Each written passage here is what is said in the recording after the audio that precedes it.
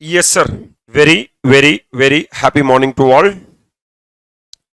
Sir, this is a very quick marathon on the first part A of the DT, which is income from salary and income from house property. If you see, our subject has been classified into 5 parts. Number 1, salary and house property is the part A. PGBP is part N. IFOS and capital gain is part M. Clubbing, set off carry forward, chapter 6A reduction are part C, and basics residential status scope of total income, filing return of income, TDS, TCS and advance tax are the part A. So we will be recalling the entire subject in 5 parts. We are going to have a quick revision of income from salary. For the starting, chapter salary classified into 5 categories. Number 1, basics. Number 2, exemptions or retirement benefits. Number 3, allowances. Number 4, perquisites. Number 5, deductions.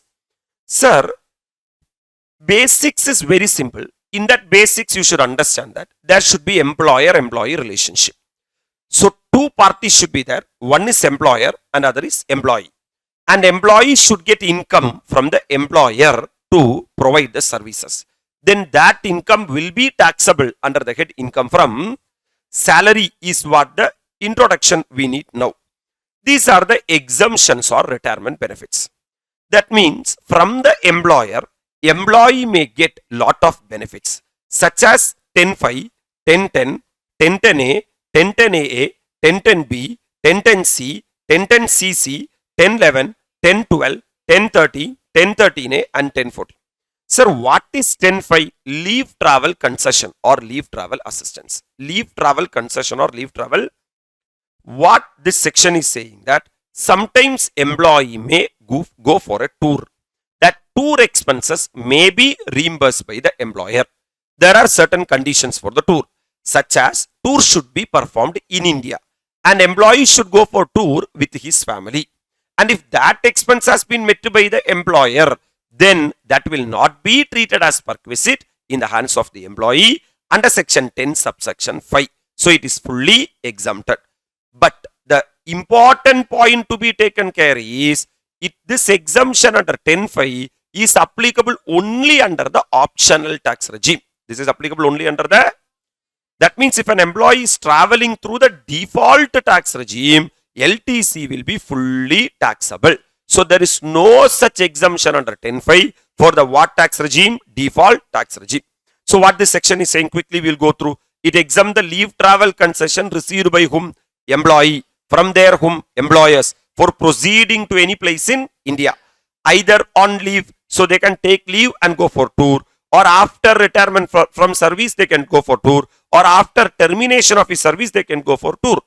Sir, in what and all ways they can go? Either in aeroplane or train or roadways. Whatever may be the mode of transport, they have to go, sir, in the shortest route. Are you really with me? These are the general notes you should be recalling with regard to 10(5).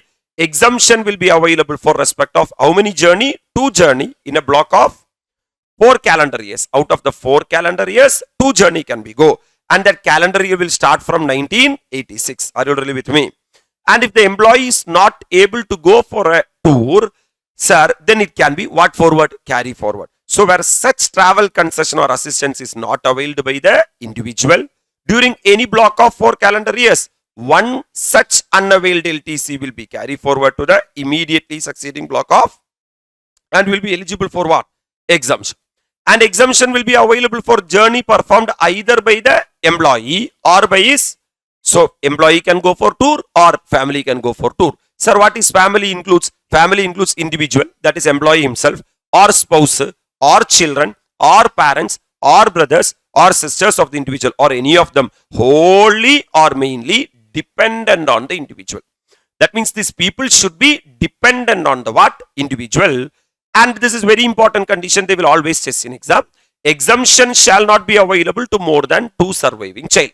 That means first birth 1 child man, then second birth 2 child means, sir, for the second birth, employee is not entitled for exemption. Sir, entitled for exemption, exemption will be available. But first birth 2 child, sir, then itself employee should stop. Sir, second delivery will not be considered. Look at here, Exemption shall not be available for more than how many? 2 surviving children of an individual on or after 1998. This restriction shall not apply in respect of children born before 1st October 1998. 1st October 1998, we will not see the date at all, sir, number at all. But now that date is not relevant for us. For us, sir, only 2 children will be available. Are you all really with me?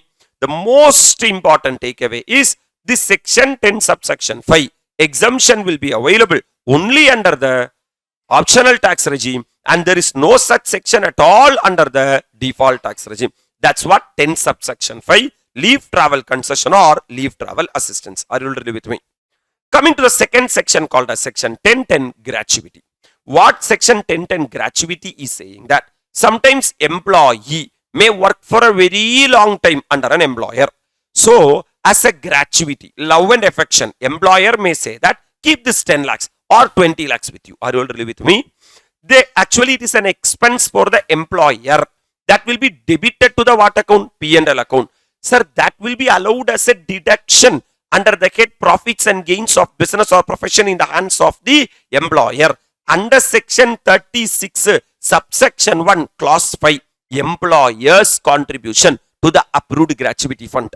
But from the angle of the employee, it is an income. It has to be taxed under the head income from salary. But what Income Tax Act is saying that when you tax that income, my dear lovable students, don't tax the entire income. Some portion you can claim it as exemption.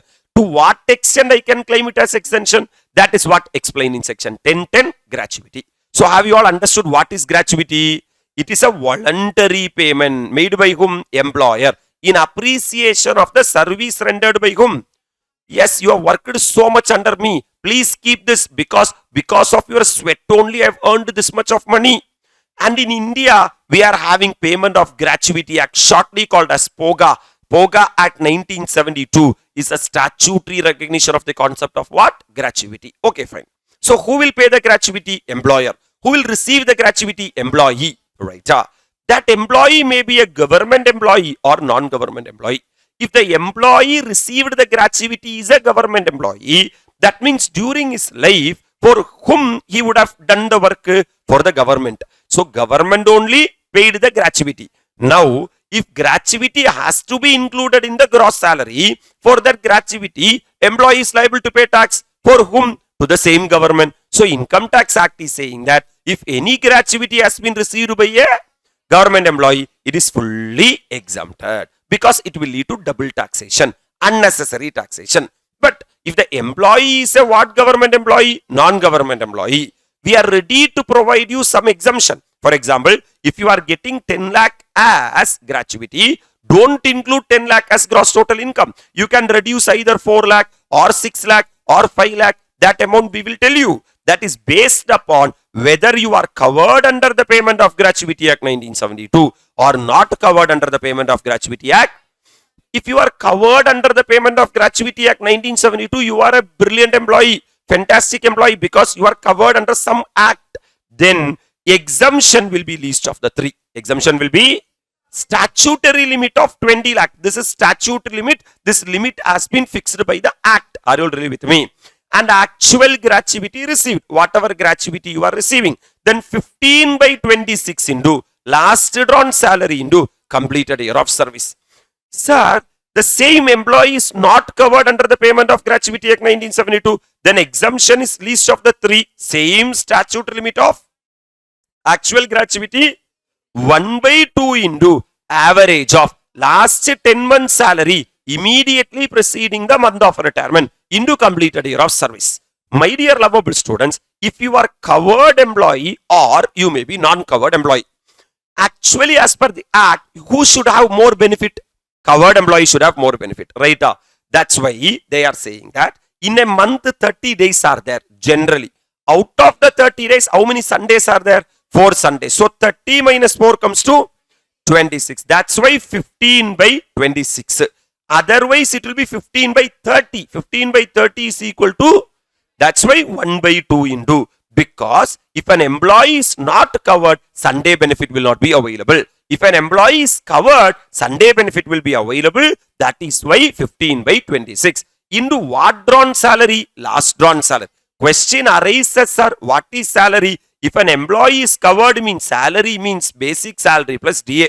Whether your DA form part of retirement benefit does not form part of retirement benefits does not matter, because you are covered under the payment of act. But if you are not covered under the payment of act, we will be strict. That is basic salary plus DA only provided in terms of and commission as a fixed percentage of turnover. Are you able to appreciate, sir? Yes, sir. Fantastic, sir. And completed year of service, my dear lovable students. What do you mean by completed year of service? If an employee is covered means in excess of 6 months has to be considered as 1 year, because that is a benefit. If an employee is not covered means fraction should be ignored. Are you able to appreciate, sir?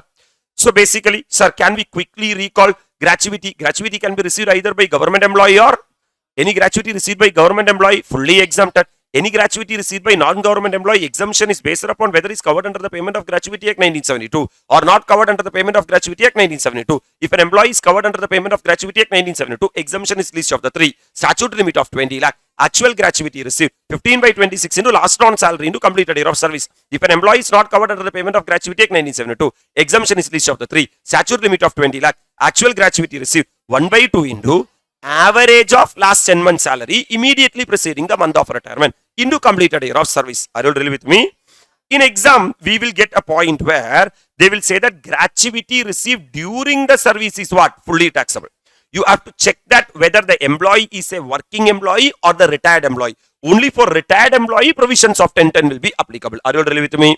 For a working employee, any gratuity received now fully fantastic to the core. Sir, sometimes, sir, if a gratuity is received from 2 or more employers, we know that sometimes during the year, financial year, he may work under employer number 1 and employer number 2. For employer number 1, he would have received some gratuity, and employer number 2 also you would have received some gratuity in the same previous year. Then aggregate amount of gratuity exempt should not exceed 20 lakh. That means employer number 1 plus employer number 2 should not exceed 20 lakh. And where the gratuity is received in any earlier what year? Previous year. Already I received 5 lakh rupees gratuity from employer number 1 2 years back or 3 years back. Then current year you should not say that statute limit is 20 lakh. Current year you should say that statute limit is only 15 lakh. Because out of 20 lakh already 5 lakh exhausted. Are you all really with me? So, where any gratuity is received in any what year? Previous year. From what employer? Former employer. And again received from another employer in the later previous year, the limit of 20 lakh will be reduced by the amount of gratuity exempt earlier. Are you able to appreciate? Note number 4 we already covered actually. It is important to note the difference in the definition of what? Salary and manner of computation of the third limit in case of employee covered under the Payment of Gratuity Act. Because salary definition is different. If an employee is covered, salary means basic salary plus DA. If an employee is not covered, salary means basic salary plus DA if provided in terms of employment plus commission as a fixed percentage of. And this is a very common note. Exemption under section 1010 will be applicable whether an employee is traveling through the default tax regime or optional tax regime. That means it is not like 10 subsection 5. 10.5 leave travel concession or leave travel assistance will be available or applicable only under the optional tax regime and will not be available under the, we have done with added one more section called as section 1010. 10.5 leave travel concession or leave travel assistance. What is section 1010? Gratuity. Coming to the next benefit, 1010A, pension. Okay, my dear lovable students, I was working under a particular employer for so long year, like 20 year, 30 year and all. At the time of retirement, my lovely employer gave me a lump sum amount saying that you worked only for me. Keep this 20 lakh, 10 lakh, 15 lakh. That is called as what? Gratuity. I asked a very simple question. That's our last 25, 30 years was very good in my life. Because every month I used to draw salary from you. But now I have retired. Now I am only having tension. Because monthly I will not get my salary. Are you all really with me? Employer is saying to that employee that don't have tension, have some pension. Are you all really with me? After the retirement, I will give you monthly some amount, my dear lovable students. Don't worry at all. Take this monthly. So pension means what payment? Periodic payment. After your retirement, monthly you will be getting some amount. Made especially either by government or company or other employer to employee in consideration of past service after his what? Retirement. So after retirement only, you will get the pension. don't have tension. Are you all really with me? That pension will be of two categories. One is uncommuted pension or commuted pension. It is not commuted, it is commuted. There are two pensions are there, uncommuted pension and, for example, at the time of retirement, you are having a daughter who are going to get married. For that marriage, you need lot of money like 5 lakh, 10 lakh. You are saying to employer that, sir, this is my sole dream. I have to get her married. So I need bulk amount. So give me 10 lakh rupees now. That is called as commutation. That is called as, so refer to the pension, sir. Commutation means what change? Interchange. You are saying that, sir, I don't want monthly pension. Please, sir, aggregate it and give it as a lump sum amount. So, commutation means what change? Interchange. Commutation means lump sum amount taken by commuting either the whole or part of the pension. Are you really with me?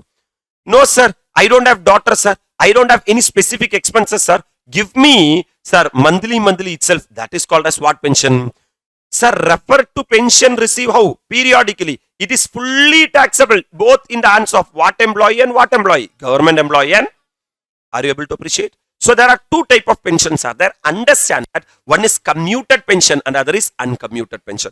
Uncommuted pension means monthly pension. That will be taxable both in the hands of government and non-government employee. Whereas commuted pension will be taxable, sir, only in the hands of certain employee. We are going to check. So pension classified into how many category? Two category. Commuted pension and uncommuted pension.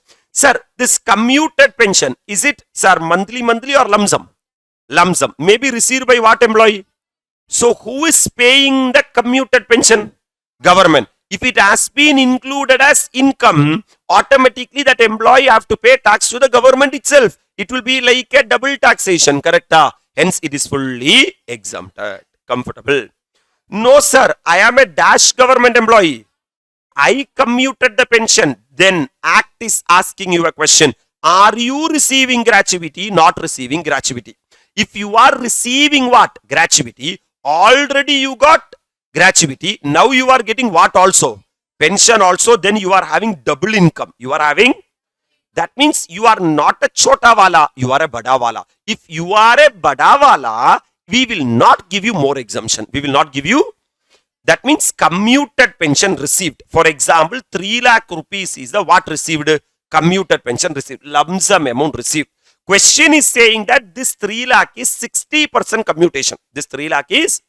So my dear lovable students, 3 lakh divided by 60% comes to 5 lakh is the total pension. Correct?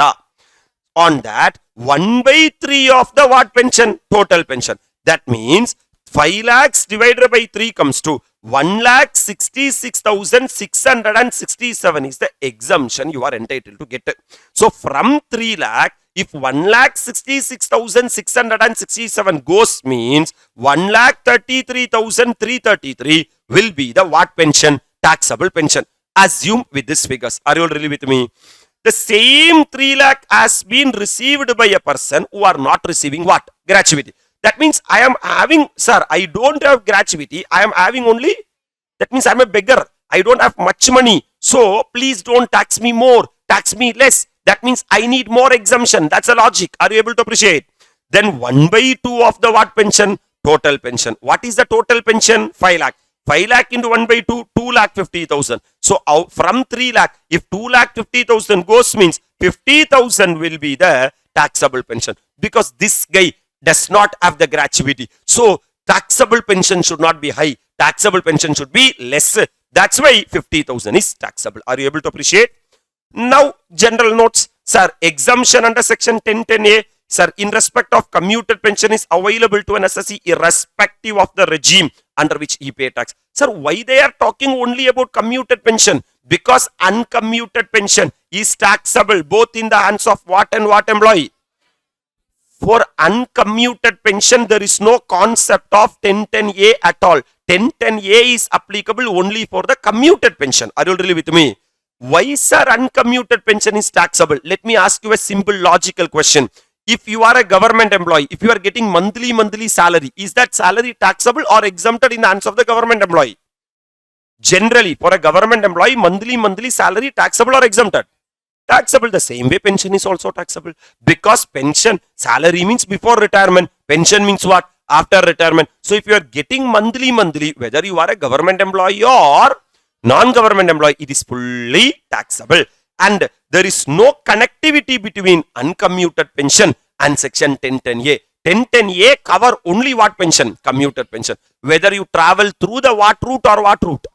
Optional tax regime or default tax regime, my dear lovable students, you are entitled to, sir, claims the 1010A benefit. And judges of Supreme Court and High Court will be entitled to exemption of commuted pension. Even if you are a judge of Supreme Court, High Court, still you are entitled to claim pension under 1010A, deduction under 1010A. You know one thing, we have done with section 10.5, which is leave travel concession or leave travel assistance, section 1010A. 1010 gratuity and section 1010A pension. Can I add one more to our list? Section 1010AA, what salary? Sometimes, my dear lovable students, if you are working in an organization, sometimes they will say that you are entitled for paid leave. You can take leave. 15 days every year you are entitled to take leave. 30 days every year you are entitled to take leave. Are you all really with me? Sometimes without taking leave, we will go and work. If we go and work means I am entitled to get the leave salary. Correct? Certain employees will encash that leave salary immediately. That day evening itself, he will say that I came for work. Actually, today is leave. Give me the salary. Because tomorrow I have to go to Dragon Film. Are you really with me? For that purpose only, you would have gone for the work. That is fully taxable. Are you really with me? Certain people will say that, no, I will accumulate this leave salary and I will withdraw at the time of my retirement. Then provisions of section 1010AA will be applicable. So first understand what is leave salary. Employees are allowed leave during the what of service, period of service. Employee may avail such leave. Either they may take leave and take rest, aram se. Or in case leaves are not available, if they don't take the leave may either be lapsed. Certain company will say that swaha. Or accumulated for future. Certain company will say that, okay, this year 15 days leave you are entitled. Next year 30 days leave you take. Are you really with me? Or to be encashed what year? Every year. Certain company will say that this year end you have came for work. Encash it. Or at the time of what or what? Termination or retirement.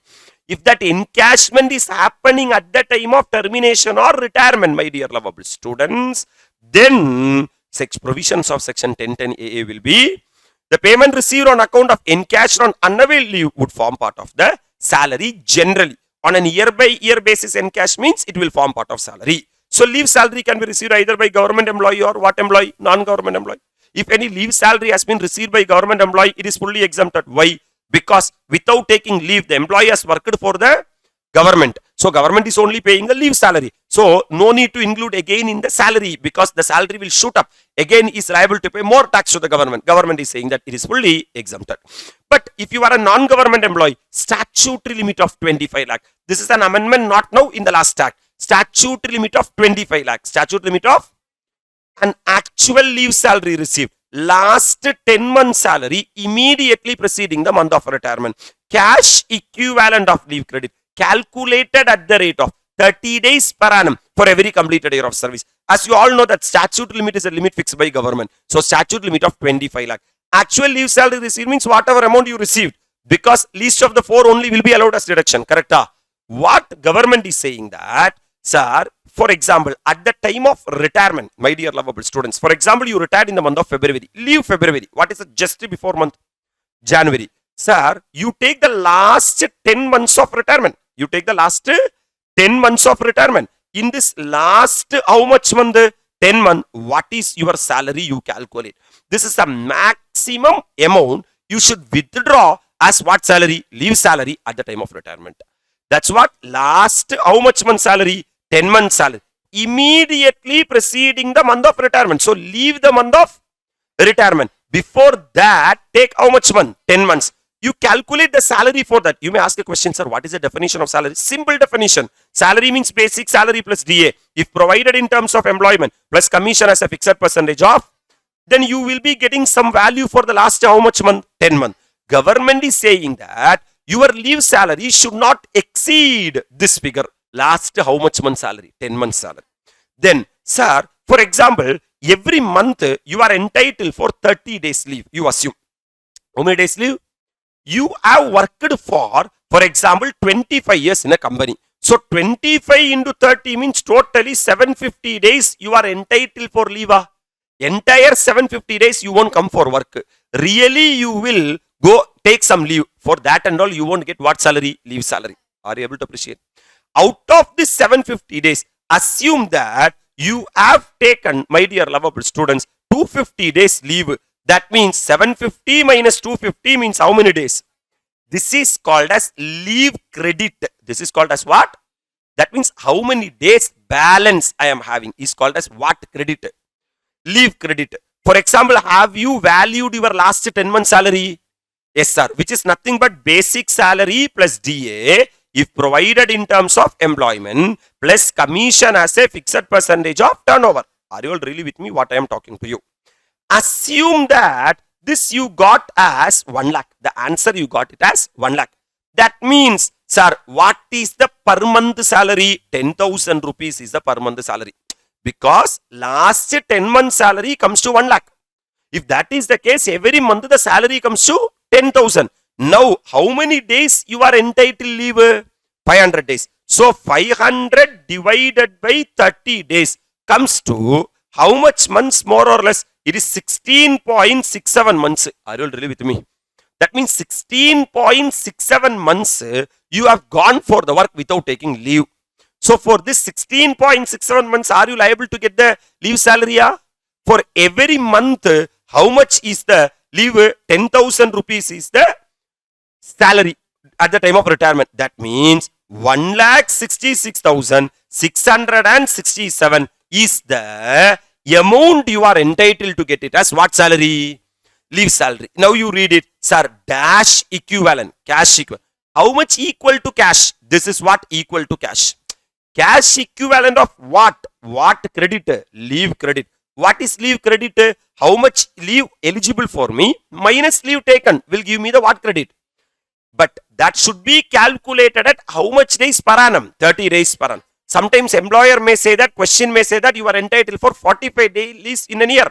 Income Tax Act is saying that we will not allow that. In a year, maximum how many days per annum? 30 days per annum. For every what of service? Completed year of service. For every, here fraction and all should not be considered like gratuity. Only in gratuity covered means, sir, in excess of 6 months should be treated as comfortable. That's what, man. So, leave salary can be received either by the government employee or non-government employee. Any leave salary received by government employee, fully exempted. Any leave salary received by non-government employee, least of the 4. Statute limit of 25 lakh. Actual leave salary received. Last 10 months salary immediately preceding the month of retirement. Cash equivalent of leave credit calculated at the rate of 30 days per annum for every completed year of service. Are you already with me? The same notes will follow like other things. Sir, where the leave salary is received from 2 or more employees in the same previous year. For example, you are getting leave salary from employer number 1 and employer number 2. Sir, the aggregate of the standard deduction should not exceed how much lakhs? 25 lakh. Or, sir, in the immediately preceding any of the years, I already received, for example, 10 lakh rupees as what salary? Leave salary. So, from 25 lakh, reduce that 10 lakh. Then the statute limit will be come down to 15 lakhs. Are you already with me? Average salary will be determined on the basis of salary drawn during the period of how much months? 10 months. Immediately preceding the date of his retirement, whether on superannuation or otherwise. And exemption under 10AA will be available both under the optional tax regime and also under the default tax regime. Are you able to appreciate what I am talking to you? That's it, my dear lovable students. 10.5 done. Leave travel concession or leave travel assistance. 10.10 gratuity. 10.10A pension. 10.10AA leave salary. Coming to next 2 section, which is section 10.10B and 10.10C. 10.10B is retrenchment compensation. 10.10B is what? Sometimes what will happen in an industry or organization, sometimes because of huge number of employees, they may downsize or they may turn around. They may, sir, cut short, internal reconstruction, all those things will be happen. So 100 employees may be sent out because of huge number of employees. So these employees will ask the employer that, sir, suddenly if you send me out, I will be on street. My family will be on street. So please compensate me because I need some time to get the new job. That is called as retrenchment compensation. What compensation? It means the compensation paid under the Industrial Disputes Act 1947 or under any rule or act or order or notification issued under any law. It also includes compensation paid on transfer of employment under 25F or closing down of an undertaking under 25F of the Industrial Disputes Act. That means if an employer immediately close down an organization, send out an employee, he will be in street. At that time, he is saying that keep this for next 3 months you can survive. Within 3 months, please find out good job. Please go and join. Take care of your family. Are you all really with me? In this, what government is saying that, sir, least of the three will be exempted. Balance will be taxable. Statutory limit of how much lakh? 5 lakh. Number 2, actual retrenchment compensation received or amount calculated as per the Industrial Disputes Act 1947. So there is a dispute between employer and employee. Correct? So there is an act for the computation, Industrial Disputes Act 1947. What Industrial Disputes Act 1947 is saying that if the amount calculated as per the Industrial Disputes Act has not been given in the question, sometimes it will not be given, then you have to take 15 by 26. Again, gratuity covered POGA benefit is coming because their payment of Gratuity Act 1972. Here Industrial Disputes Act 1947. There also one act is covered. Here also.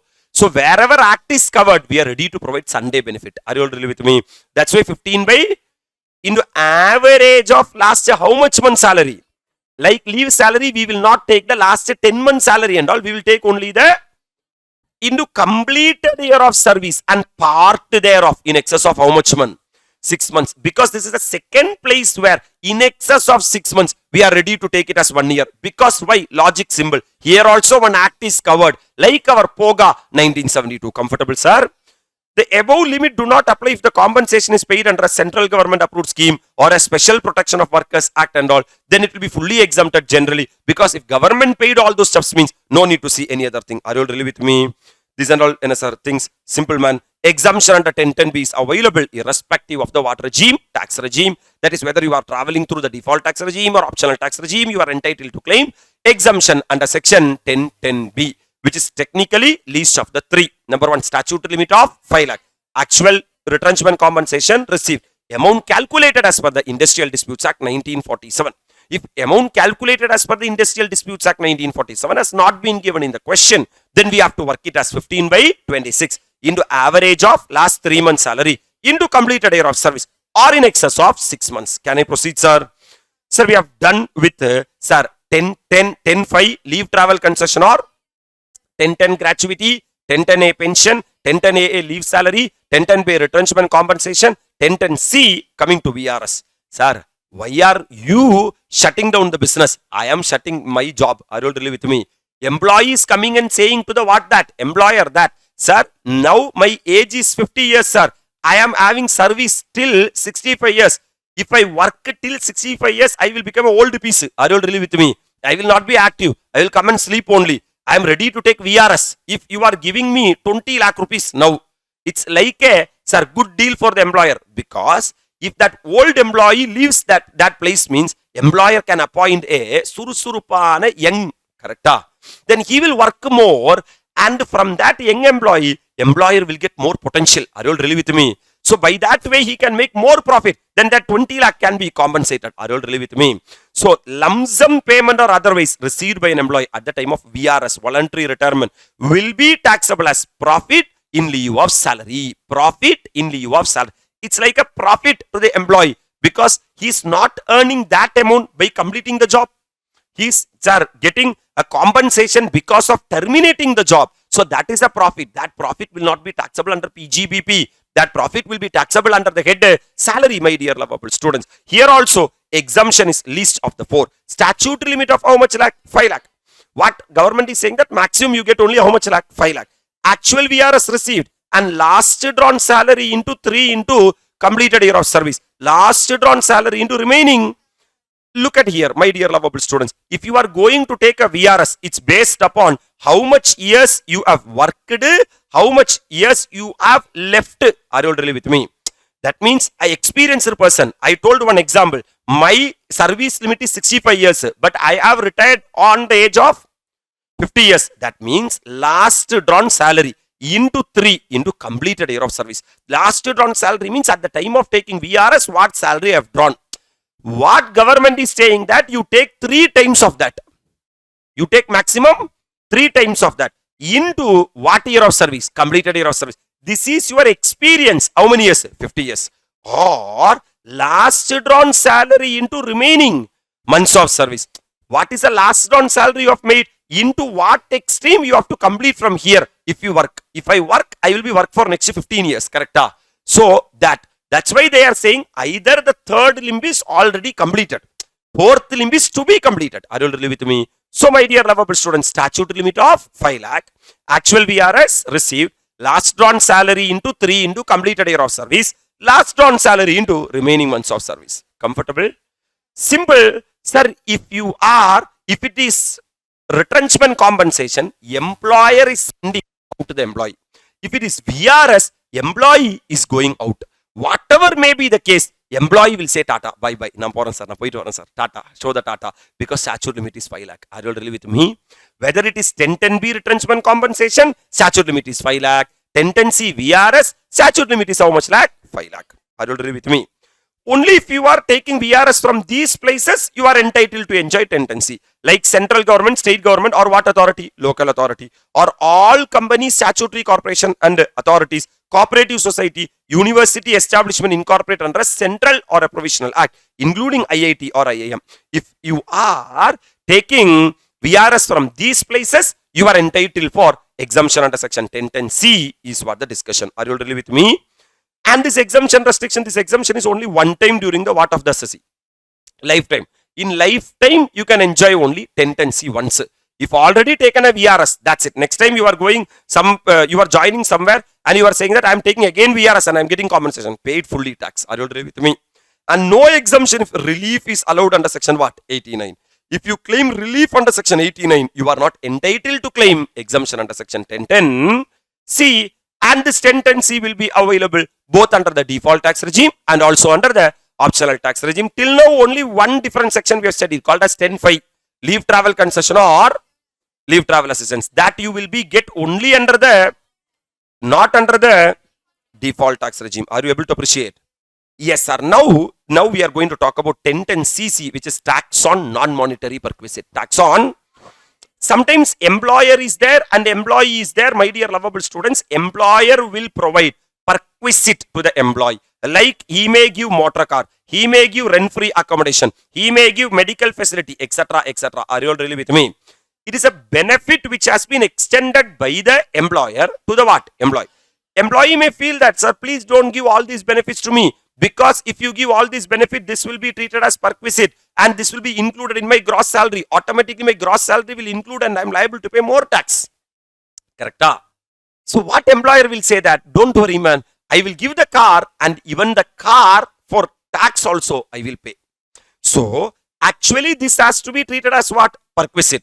And this has to be included in the what salary? Gross salary. Then automatically gross salary of the employee increases. Employee is the person liable to pay tax. Comfortable? But if an employer pays tax on behalf of the employee, that tax will be treated again as a perquisite. Not this part. That tax will be treated again as a perquisite. Hello, sir. What 1010CC is saying that tax paid on non-monetary perquisite will not be treated again as a benefit in the hands of the employee. Not these perquisite, my dear lovable students. Actually, who is supposed to pay tax? Employee is supposed to pay. Who is paying? Employer is paying. Whose tax? For example, when you do salary, you would have learned that professional tax paid by the employer, 2000 rupees. Like that, have you undergone? So what we will do first, sir, professional tax paid by the employer, we will include in the what salary? Actually, this professional tax paid by the employer is a perquisite. The same way, tax on non-monetary perquisite paid by the employer is a perquisite. How you are including the professional tax paid by the employer, like that don't include the tax paid on non-monetary perquisite in the what salary? Gross salary, as per section 1010CC. So salary paid tax-free means the employer bears the burden of tax on the salary of the employee. In such a case, income from salary in the hands of employee will consist of his salary income and also the tax on his salary paid by the employer. However, as per what section? 1010CC. Income tax paid by whom? Employer. On what? Non-monetary perquisite. On behalf of whom? Would be exempted in the hands of the employee. That means if an employer pays any tax on behalf of the employee for non-monetary perquisite, it will be fully exempted under section 1010CC. What is 10.5? Leave travel concession or leave travel assistance. What is section 1010? Gratuity. What is section 1010A? Pension. 1010 AA. Leave salary. What is section 1010B? Retrenchment compensation. What is 1010C? VRS. What is section 1010CC? Tax on non-monetary perquisite.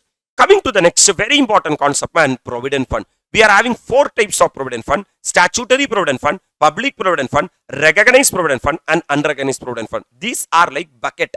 Bucket in the sense means we are having 4 bucket before us, man. Number 1 is statutory Provident Fund or public Provident Fund, recognized Provident Fund, and unrecognized Provident Fund. That means during your journey of employment, when you get salary, you can put your money in this bucket. For what purpose, you know? At the time of retirement. At the time of retirement, you can withdraw in one shot. So this is like a savings bank account.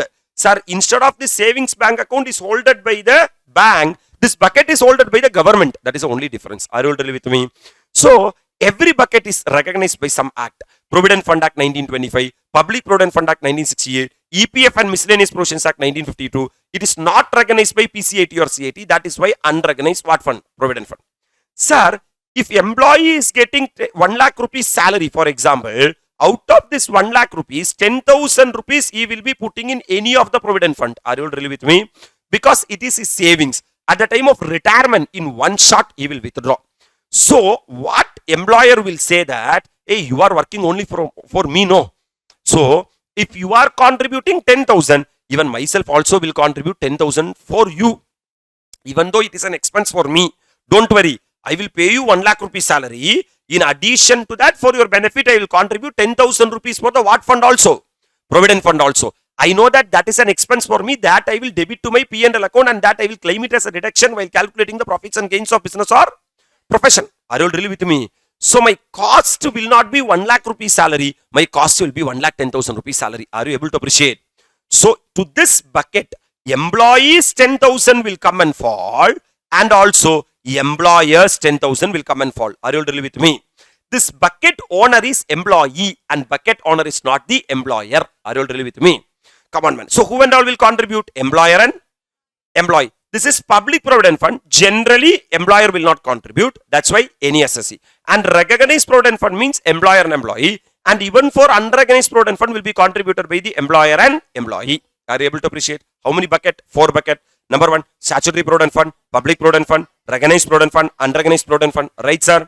Who and all will contribute, sir? Employer and employee will contribute. Any SSC will contribute. Employer and employee will contribute. Employer and employee will contribute. Right, sir? Now, we are going to talk about the first employees 10K. Employee would have deposited 10K, no? Sir, employees contribution, deduction under section 80C, chapter 6A deduction. Only if you are traveling through the optional tax regime. Because if you are traveling through the default tax regime, there is no concept of chapter 6A at all. Are you all really with me? And deduction under 80C for if you are traveling under the optional tax regime. Deduction under 80C only for if you are traveling through the optional tax regime. Here no income tax benefit. That means 80C deduction will not be available. Are you all really with me? Next one, my dear lovable students, who contributed? Employer also put another 10K in this bucket. Actually, this is a perquisite. This is a benefit to whom? Employee. Are you all really with me? Actually, when you are calculating the what salary? Gross salary. Basic salary you will be taking. DA you will be taking. Commission you will be taking. Sir, bonus you will be taking. The next element should be employer's contribution to Provident Fund. Because this should also be included in the gross salary. But what Income Tax Act is saying that if the employer is contributed to a what Provident Fund? Statutory Provident Fund. It is not taxable in the hands of the employee.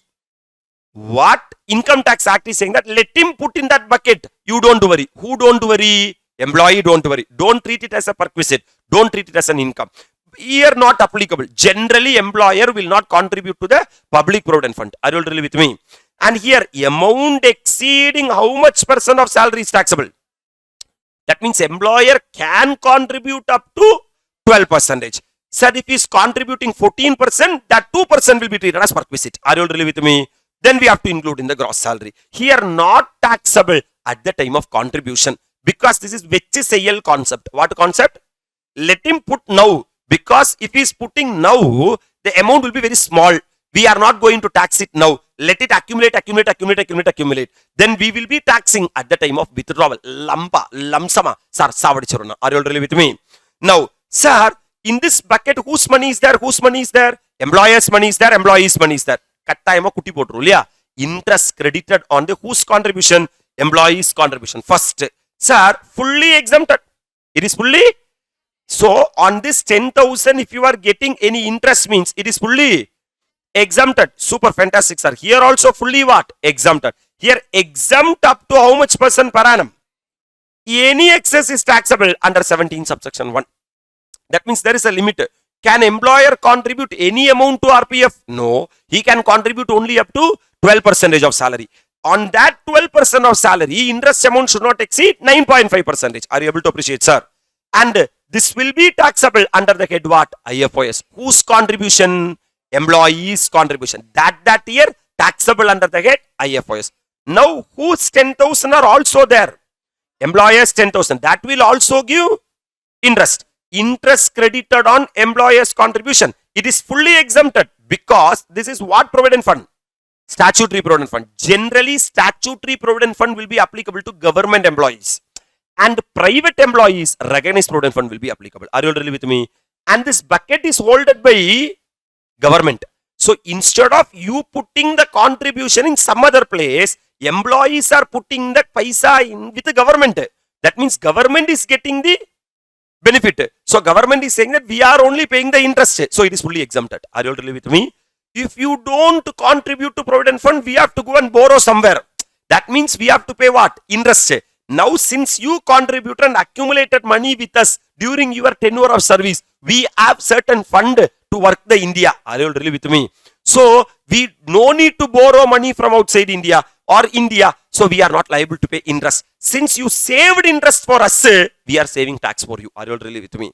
That's why Statutory Provident Fund is fully exempted. Clarity? Generally, my dear lovable students, employer will not contribute to Public Provident Fund. Now, exempt up to how much % per annum? 9.5% per annum. Any excess is taxable under 17 subsection 1.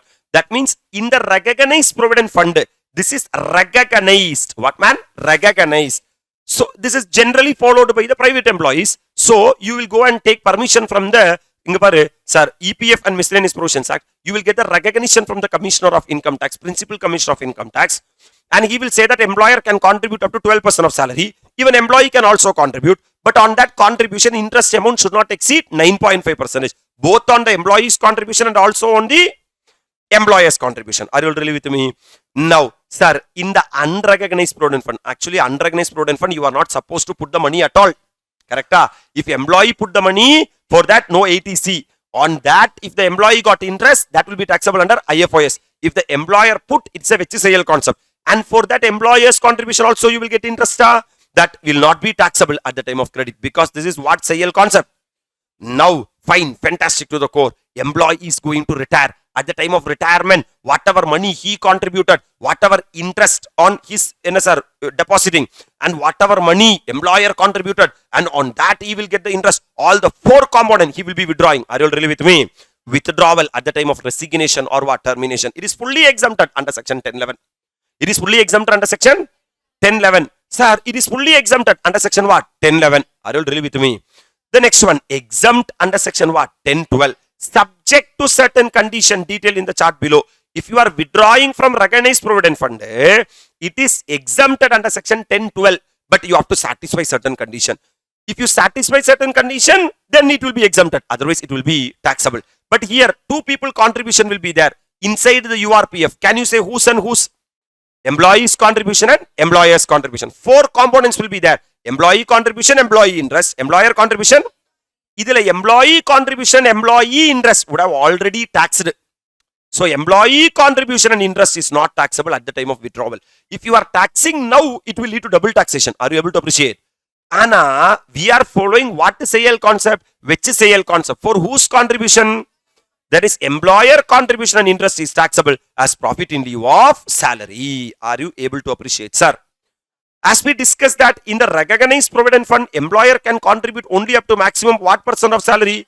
12% of salary. Sir, is there any definition for salary? Yes. Basic salary plus DA provided in terms of employment plus commission as a fixed percentage of turnover. Are you all really with me? So, to the URPF, I am having a graph. Quick graph, man. Who and all will contribute to URPF? Employee will contribute, and also employee's actual contribution is not taxable. Why, sir, not taxable? My dear lovable students, here look at it. So assume I am an employee. I am contributing to a URPF. Sir, if I am contributing, I will be contributing only from basic salary. Yeah? If I am contributing from what salary? Basic salary. No need to again include in the gross salary that whose contribution? Employee's contribution to the unrecognized provident fund. Are you all really with me? Because I would have contributed from the what salary? Entire basic salary I have included in the gross salary. So double showing of income is not required. And for this, I am not entitled to claim deduction under what C? 80C. Now you are getting interest. Interest from the contribution. Okay. It will be taxable under what OS?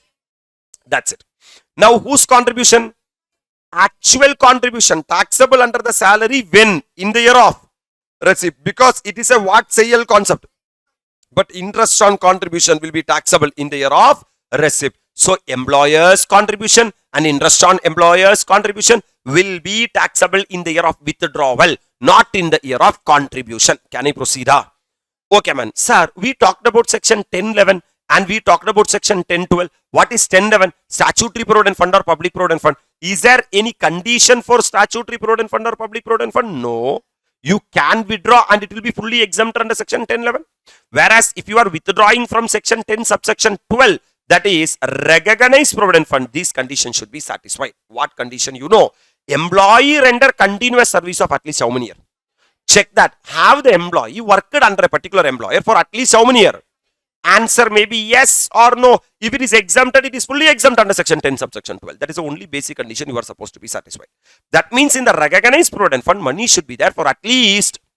No, sir. Then you check this, man. Are his service terminated due to 1, 2, 3 condition? Is it because of his ill health? Ama, sir, is not well, sir. That's why he stopped, sir. Or contraction or discontinuance of employer's business, whether because of employer stopped the business or any other cost beyond the control of the employee. If yes, still no problem. Exempt under section 10 subsection 12. No means ask 2 questions. Question number 1 and question number 2. Question number 1. Is his entire balance standing to the credit of the employee transferred to individual account in any RPF remained with the what employer? New employer. From the old employer, have he moved to the what employer? New employer. When he moved from the what employer to what employer? Old employer to new employer. Whether he shifted the what also? RPF also. If that is the case, my dear lovable students, it is exempted under section 10 subsection 12. Yes means exempt under 1012. No means it is taxable. Comfortable? No, sir. Is the entire balance credit to the employee transferred to his NPS account referred under section 80 CCD, notified pension scheme under section 80 CCD. That means till now the balance was there in the recognized what fund? Provident fund. Now it has been transferred to notified pension scheme under section 80. If that is the case, it is exempt under section 10 subsection 12. Otherwise, it will be taxable. Are you all really with me? Taxable RPF withdrawal, recognized provident fund. Income is calculated as if fund had been an unrecognized from the start. That means, sir, you have put in the recognized provident fund. In the recognized provident fund, who and all will contribute? Employer will contribute and also employee will contribute. Are you all really with me? My dear lovable students, employer's contribution will not be taxable at the time of contribution. Will be taxable only at the time of withdrawal. But employees to the recognized provident fund. Sorry, sir. Recognized provident fund, not unrecognized. Recognized provident fund. Up to 12% of salary is exempted, right, sir? Only in excess of 12% of salary is taxable. But you have not kept the fund in the recognized provident fund for how many years? You have withdrawn. Whether it is taxable or exempted? Taxable. You cannot enjoy 10 subsection 12 benefit. Are you able to appreciate?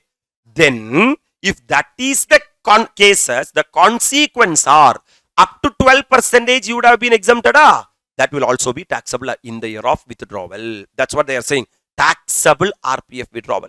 Income is calculated as if fund had been a dash provident fund, unrecognized provident fund. That means even you can't enjoy up to how much percentage? 12% of salary. If the employee joins a new employer and transfer the accumulated recognized provident fund balance to the new employer's RPF, the balance remain exempt.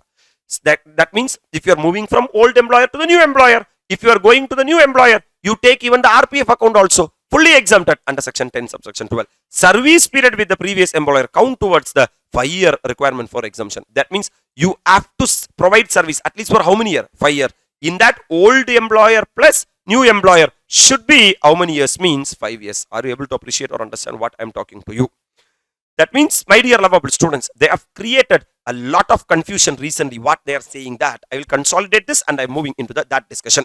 There are 4 types of provident fund are there. Number 1, statutory provident fund, public provident fund, recognized provident fund, and unrecognized provident fund. Right, sir? Statutory provident fund, for everything it is act is there. For in the statutory provident fund, both employer and employee will contribute. In the public provident fund, generally, sir, general assessee will contribute. In the recognized provident fund, employer and employee will contribute. Unrecognized provident fund, actually you are not supposed to contribute, but employer and employee may contribute. Right, sir? We are going to see one by one. Employees contribution. You are entitled to claim deduction under 80C. 80C. But, sir, if you are contributing to a URPF, you are not entitled to claim deduction under 80C. Right, sir? Employer's contribution, my dear lovable students, generally it has to be treated as perquisite. But what Income Tax Act is saying that it will not be treated as what? Perquisite. It is not taxable, not applicable. Amount exceeding how much percent? 12% of salary will be treated as only perquisite. And employer is contributing to an unrecognized provident fund. In the year of contribution, it will not be treated as income. At the year of withdrawal, we will take care. Are you really with me? Now interest will come. Sir, what government is saying that from the statutory provident fund fully exempted, public provident fund fully exempted, and the recognized provident fund, we need, sir, if the interest is up to 9.5%, no problem. But it exceeds 9.5%, we need tax. But in the unrecognized provident fund, employees' contribution interest will be taxable under IFOS. Employers' contribution interest will be followed with HCL concept. Are you really with me?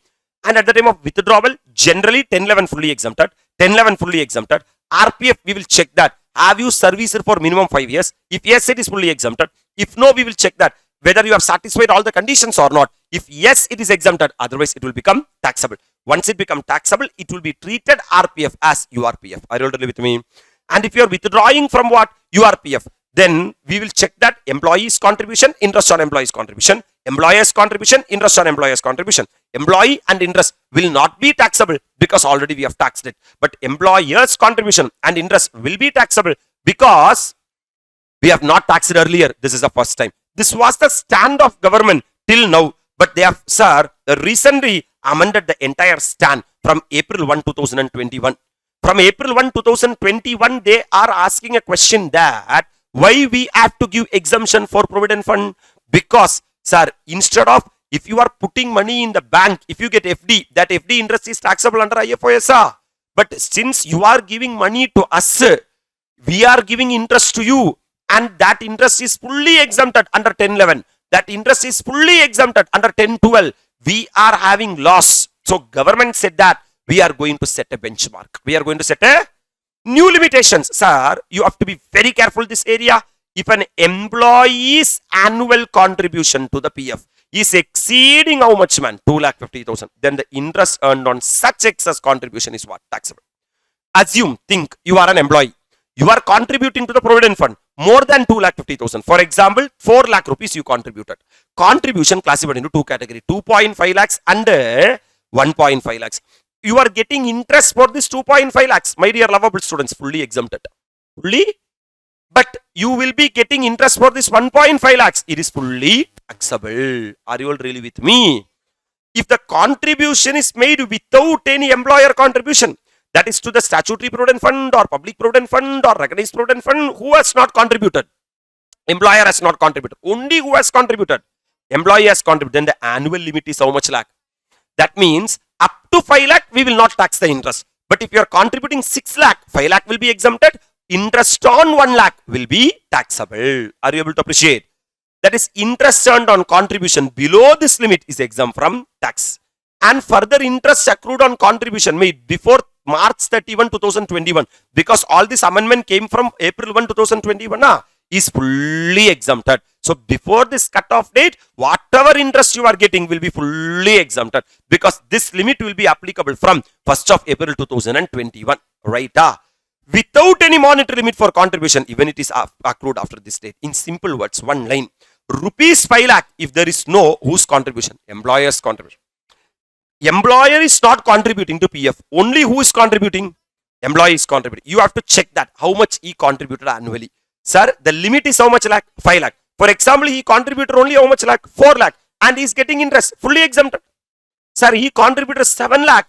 On 5 lakh, he will be getting interest. That will be fully exempted. On 2 lakh, he will be getting interest. That will be taxable. Are you really with me? No, sir. Myself is contributing and also employer is contributing. Then the limit will not be 5 lakh. Limit will only be, because you are having more benefit. If you are having more benefit, pay more tax. Then the slab will be 2,50,000. Up to 2,50,000, whatever interest you are earning, we will not tax it. Over and above 2,50,000, we will tax it. And 2,50,000, if the fund has contribution from both employee and the employer. That means, assume a situation where, sir, as an employee, I am only contributing. Who is not contributing? Employer is contributing. What is the limit? 5 lakh. Sir, myself and employer are also contributing. What is the limit? 2,50,000. Then what government will do? No. If I, for example, myself and employer are also contributing and we are both contributing how much lakh? 4 lakh. Then 2.5 lakhs up to 2.5 lakhs interest accrued is exempted. Yes, sir. That amount they will credit in the non-taxable contribution account. A new account they will open. Up to 2.5 lakhs or up to 5 lakh, they will credit that fund in a non-taxable contribution account. Because any interest generated from that 2.5 lakh or 5 lakh rupees is fully exempted. And over and above the threshold limit applicable will be credited to taxable contribution account. Are you able to appreciate? So includes contribution and interest that are within the exempt limit and contributions within the yearly threshold on or after 1st April. Here taxable contribution means includes contribution exceed the yearly threshold limit. What is the yearly threshold limit? Either 2,50,000 or, and interest earned on this excess amount will be taxable. Are you able to appreciate or understand? So one line summary of the PF. Sir, if it is statutory provident fund, what provident fund, man? Statutory provident fund, provisions of section 1011 will be applicable. There are only two circumstances will come. Employer also contribute or only employee will be contributing. Are you all really with me? If employer also contribute, then the interest earned from the statutory provident fund will be taxable. Correct? The checkpoint, the cutoff is up to how much lakh? 2.5 lakhs. Sir, this 2.5 lakhs will go and sit in the non-taxable contribution account. And any interest generated on that 2.5 lakh will be fully exempted. Appreciate Pandriya. And over and above the 2.5 lakhs will be credited to the taxable contribution account. And that will be fully taxable. No, sir. My employer is Kanji, sir. Kanjan, sir. He is not contributing, sir. Only myself is contributing, sir. Then what government is saying that up to 5 lakh rupees per annum, we will credit to the non-taxable contribution account. Any interest accrued up to 5 lakh rupees is exempted. Sir, in excess of 5 lakh rupees will be fully taxable.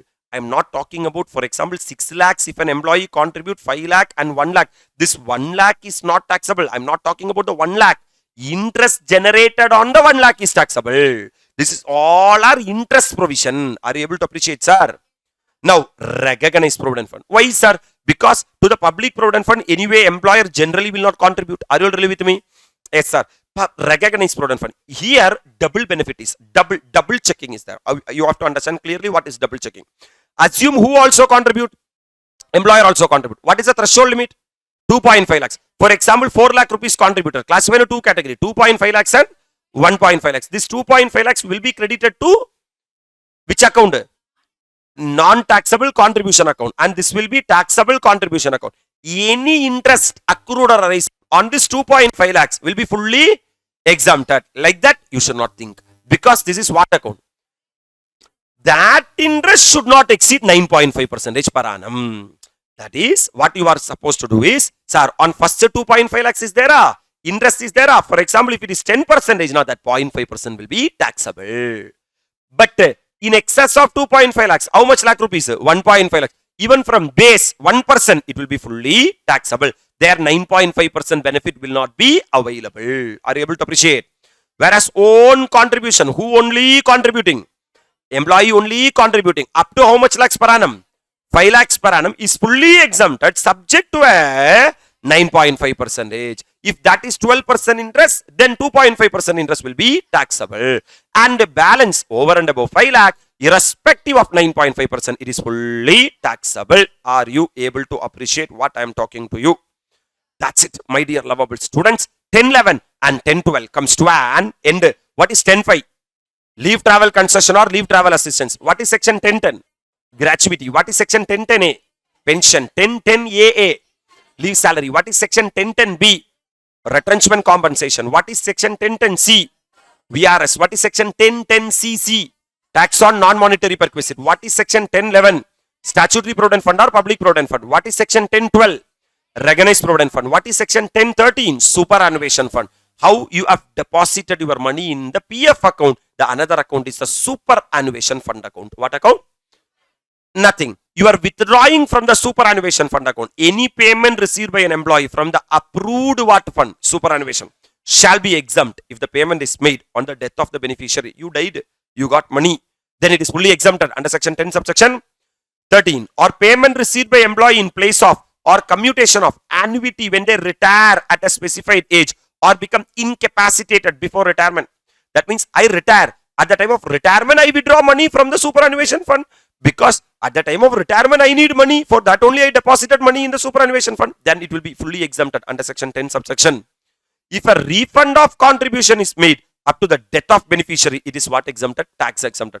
I died, but my beneficiaries got the money. It is fully exempted. Payment transfer to notified pension scheme under section 80CCD is also fully.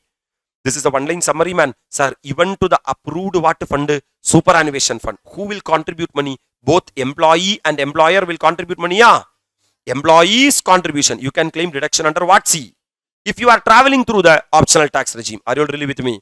Employer's contribution is exempt. Is what? Up to how much lakhs? 7.5 lakhs. That means how to recognize Provident Fund, an employer can contribute up to how much percent of salary? 12% of salary.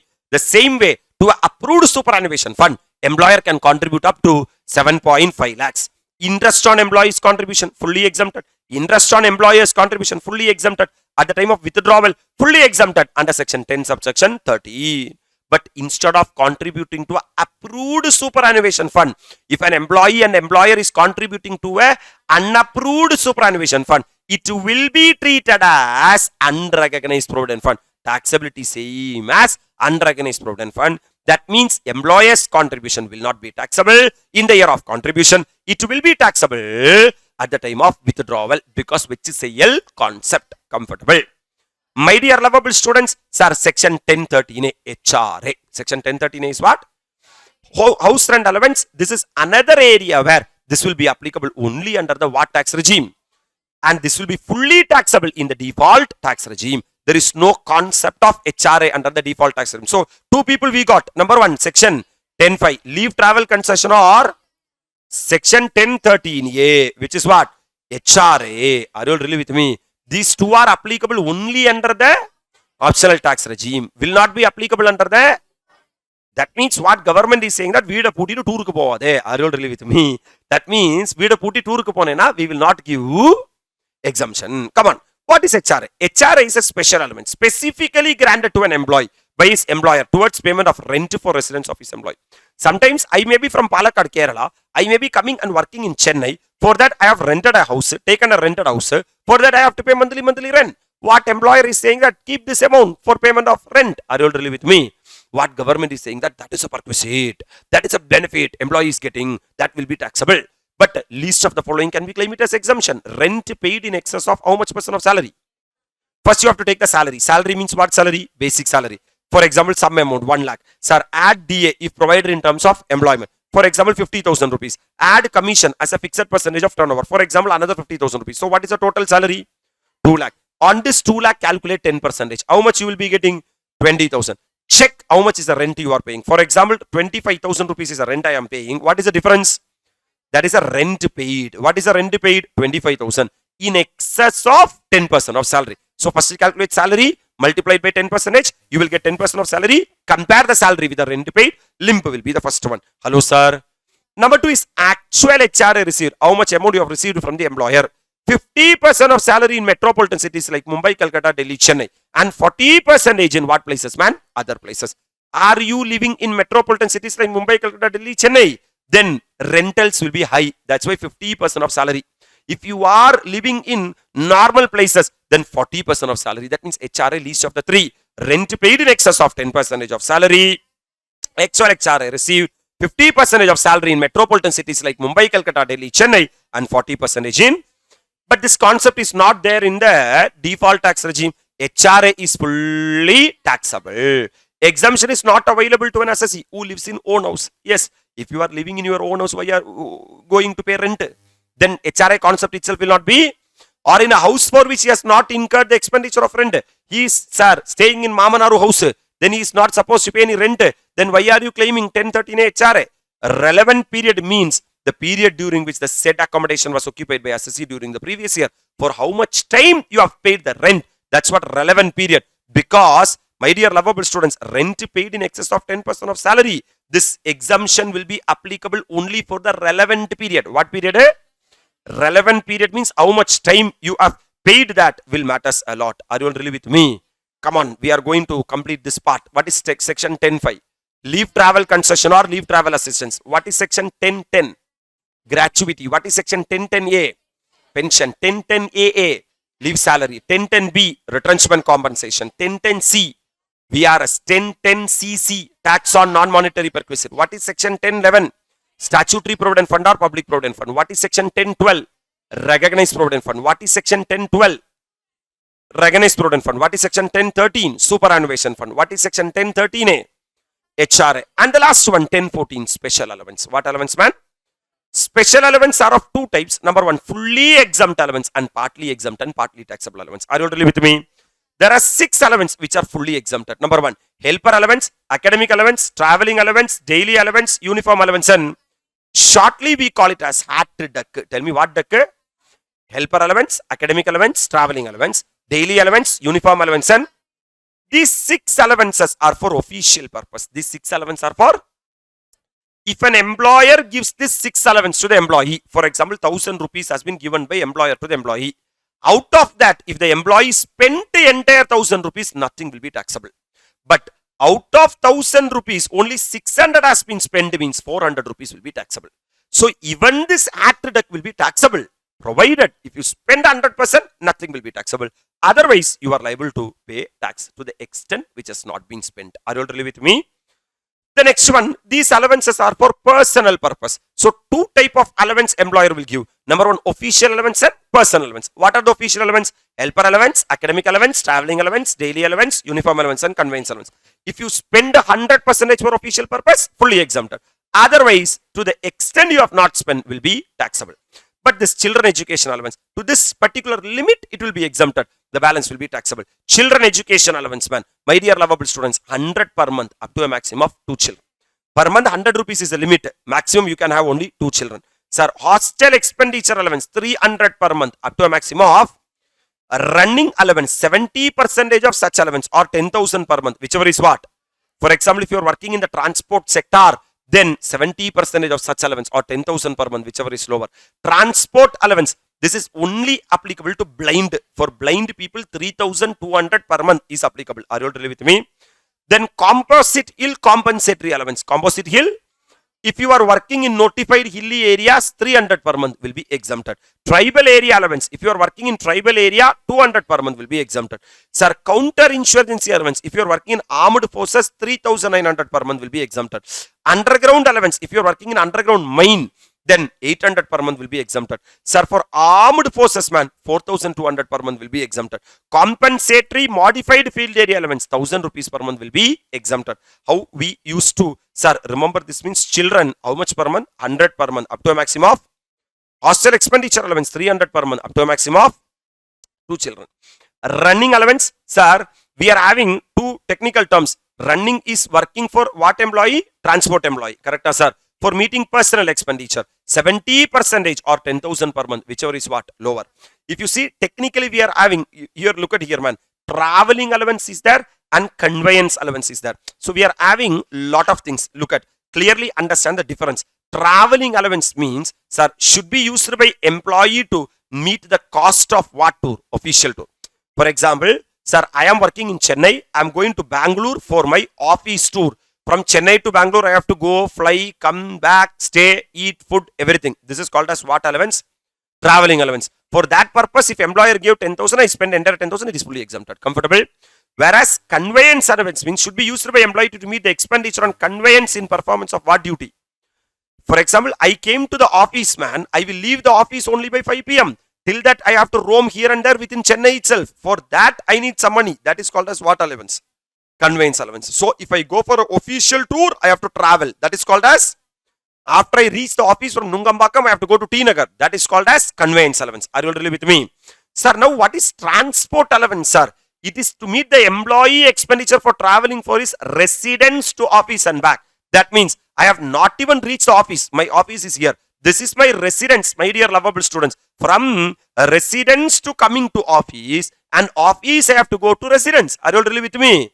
Yes, sir. You will come in Ola, Uber, etc. That's why for general people, there is no exemption. For blind people, they will be suffering to come to the office and go back to the home. That's why Income Tax Act is saying that we are ready to provide exemption only for the blind people. So you should understand what is the terms. Sir, transport allowance means, my dear lovable students, coming from home and also home to office and office to home. I reach office. I'm going to Bangalore for my office duty. That is called as traveling allowance. I am not going to Bangalore. I am in and around Chennai only, man. Then I will be getting the...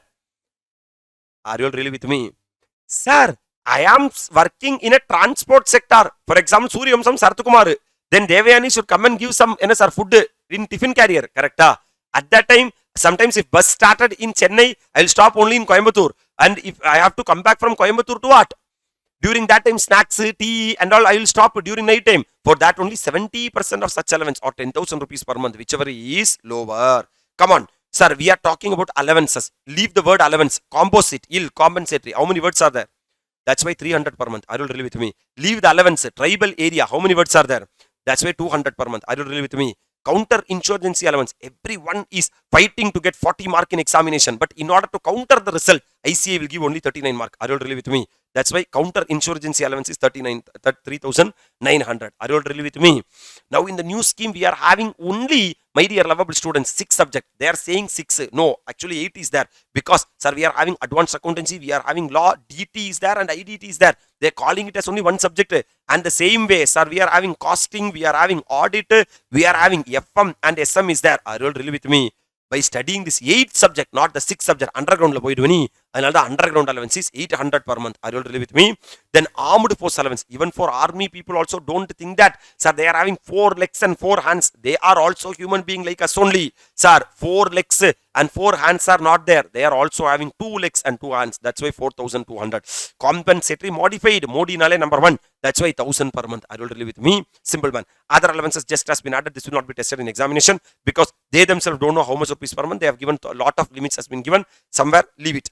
Sir, high altitude island duty allowance and all. Are you all really with me what I am talking to you?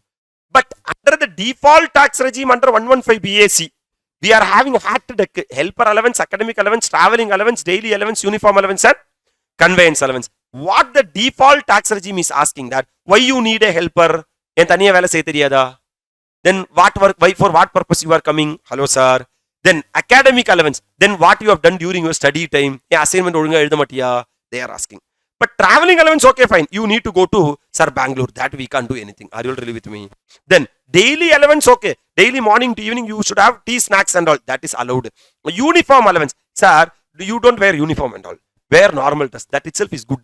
There are 1980 uniform that for that no allowance. Conveyance allowance is allowed. That means what the default tax regime is saying that don't have helper. Helper is not allowed. Study properly at your study time itself. Not after you join the job. And don't wear what and all? Uniform and all. Are you really with me? That's what. So, traveling allowance, daily allowance and conveyance allowance. This is allowed under the default tax regime. Whereas, sir, helper allowance, academic allowance and uniform allowance are fully taxable. How is taxable? Are you all really with me?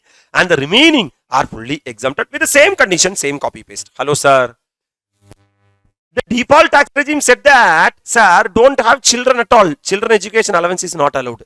If children, you are having children only, that children has to get educated. Then only you will put the children in the hostel expenditure, correct? That is fully taxable. And if children has put in hostel, they will run with someone. So that running allowance is also fully taxable. Are you all really with me? And the next one, 4th one is the transport allowance is fully taxable. Every allowance is taxable. But for blind people, we don't want to, sir, disturb them. Blind 3,200 per month will be exempted under both what and what, man? Optional and default tax regime. Are you all really with me what I am talking to you? That's it with regard to exemption, man. In that, we have added one last list called as 10 subsection 6, exemption for NRI. For example, a non-resident Indian is coming and sitting in India. A remuneration of officials of foreign embassies. Sir, near to Nungambakam, you would have heard about Australian embassy and all, right? In that, foreign people will be working. They will be getting remuneration, salary. That is fully exempted under section 10, subsection 6, clause 2. That is foreign people working in India, earning salary in India, fully provided. Remuneration received by official of embassy, high commission, legation, commission, consulate or trade representation of foreign state is exempted. Provided remuneration of our corresponding officials in foreign country must have similar exemption. So our officials will be working in Australia. If Australia is saying that any Indian person receives salary in Australia is exempted, then Australian person receives salary in India is also exempted. Are you really with me?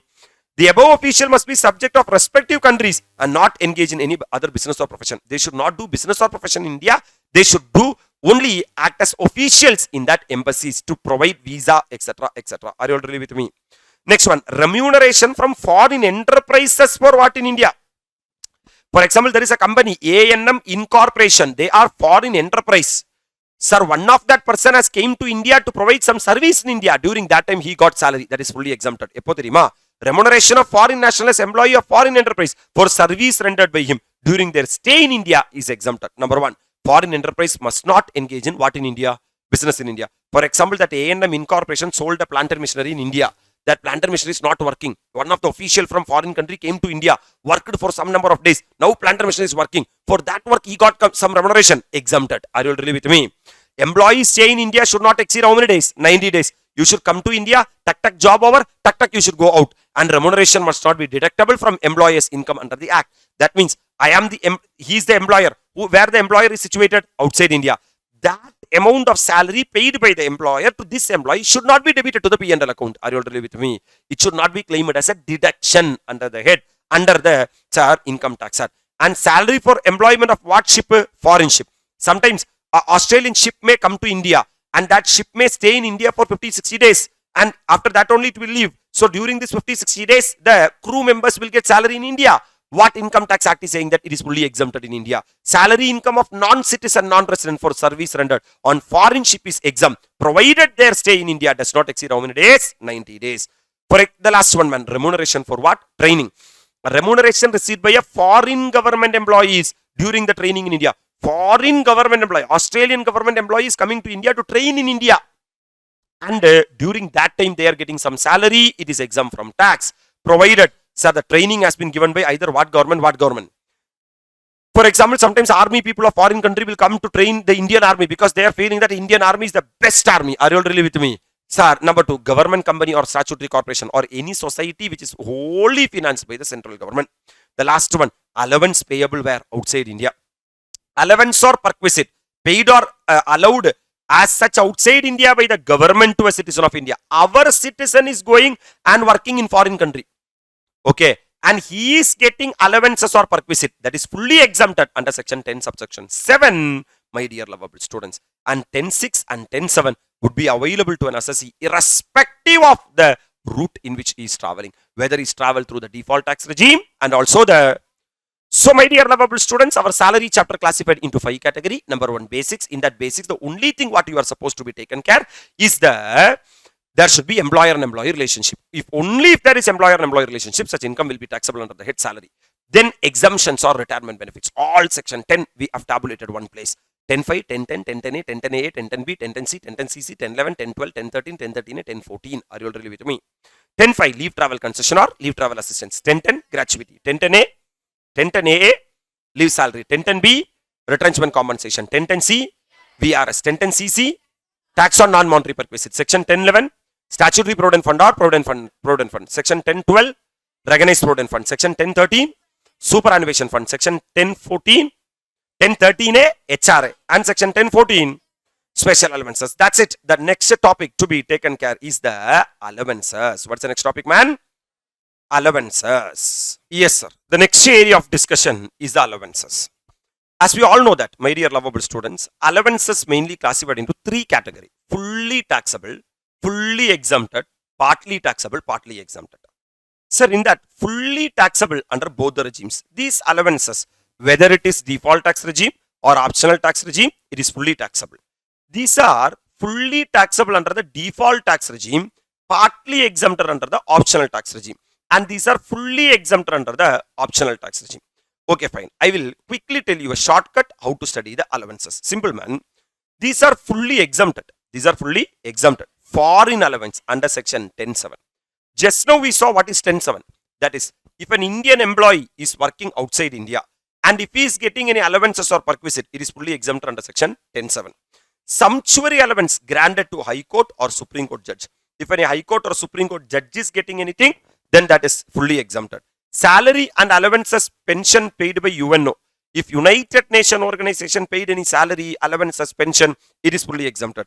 And allowances to High Court judges are fully exempted. So, my dear lovable students, once you become FCAs, that is foreign allowance, then compensatory allowances. What man? Compensatory allowance. Allowances paid by UNO and sumptuary allowance are fully exempted. Whereas, under the default tax regime, only foreign allowance under section 10(7) is exempted. So, what is the one-line summary? There are four allowances are there. Foreign allowance, compensatory allowance, allowances paid by UNO, and sumptuary allowance. Are you really with me? These are exempt under the optional tax regime. Whereas, only foreign allowance under 10(7) are exempt under the default tax regime. Then sumptuary allowance, compensatory allowance, and allowance paid by UNO are taxable under the default tax regime. Next one, HRA under section 10(13), it is exempted under the optional tax regime, whereas it is fully taxable under the default tax regime. Special allowance under section 10(14) are fully taxable under the default tax regime, but we are having certain exception. The exceptions are traveling allowance, daily allowance, conveyance allowance, and transport allowance to blind, deaf, dumb, 3,200 per month. Are you really with me? These four things are allowable under the default tax regime. But under the optional tax regime, hard deck is exempted. Helper allowance, academic allowance, traveling allowance, daily allowance, uniform allowance, and conveyance allowance. There are 10 personal allowances are exempted. But under the default tax regime, only 4 things are exempted. Travel is allowed. From Chennai, you can go to Bangalore. Daily, you can have tea, snacks, etc. And from your home, you can come to the office. Sir, within the office, sir, you can travel, conveyance allowance, and transport allowance for the blind people. Only these 4 are exempted under the default tax regime. Are you able to appreciate, sir?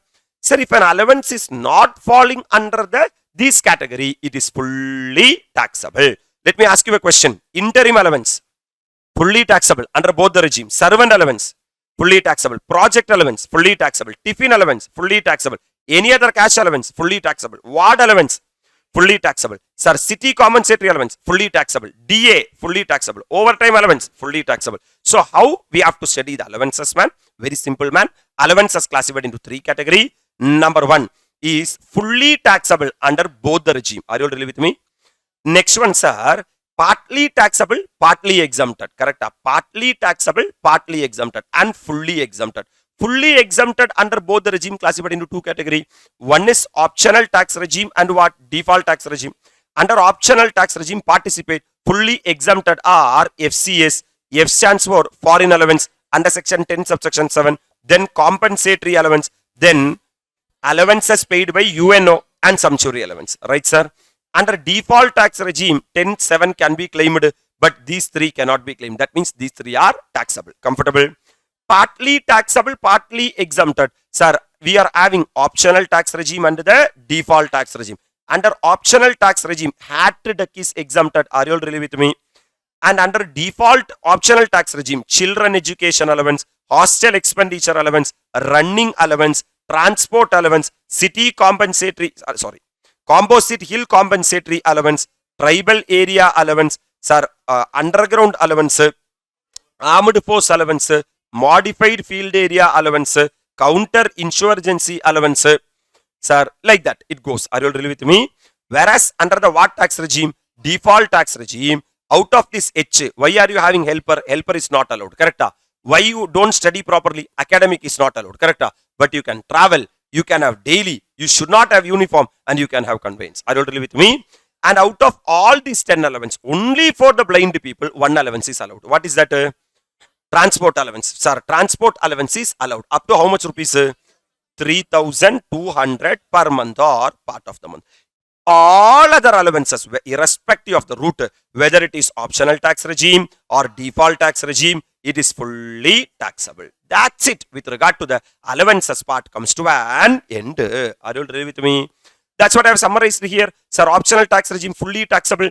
Optional tax regime. Okay. City compensatory allowance, entertainment allowance, overtime allowance, fixed medical allowance, interim allowance. Able to appreciate. Fully exempted FCS, foreign allowance, sumptuary allowance, allowance paid by UNO, compensatory allowance received by judge. Partly taxable and partly exempted. Two things are there. HRA and special allowance under section 1014. Right, sir?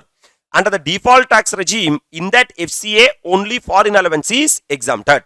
In that partly taxable, partly exempted, under section 1014, transport allowance is allowed. In that hat duck, H&A is not allowed. TUC is allowed. That means TDC is allowed. Are you all really with me? All the remaining fully taxable, remaining all are fully taxable. Are you able to appreciate the allowances part, sir? Chapter salary classified into 5 categories. Number 1, basics. Number 2, allowances. Number 3, perquisites. Correct, sir?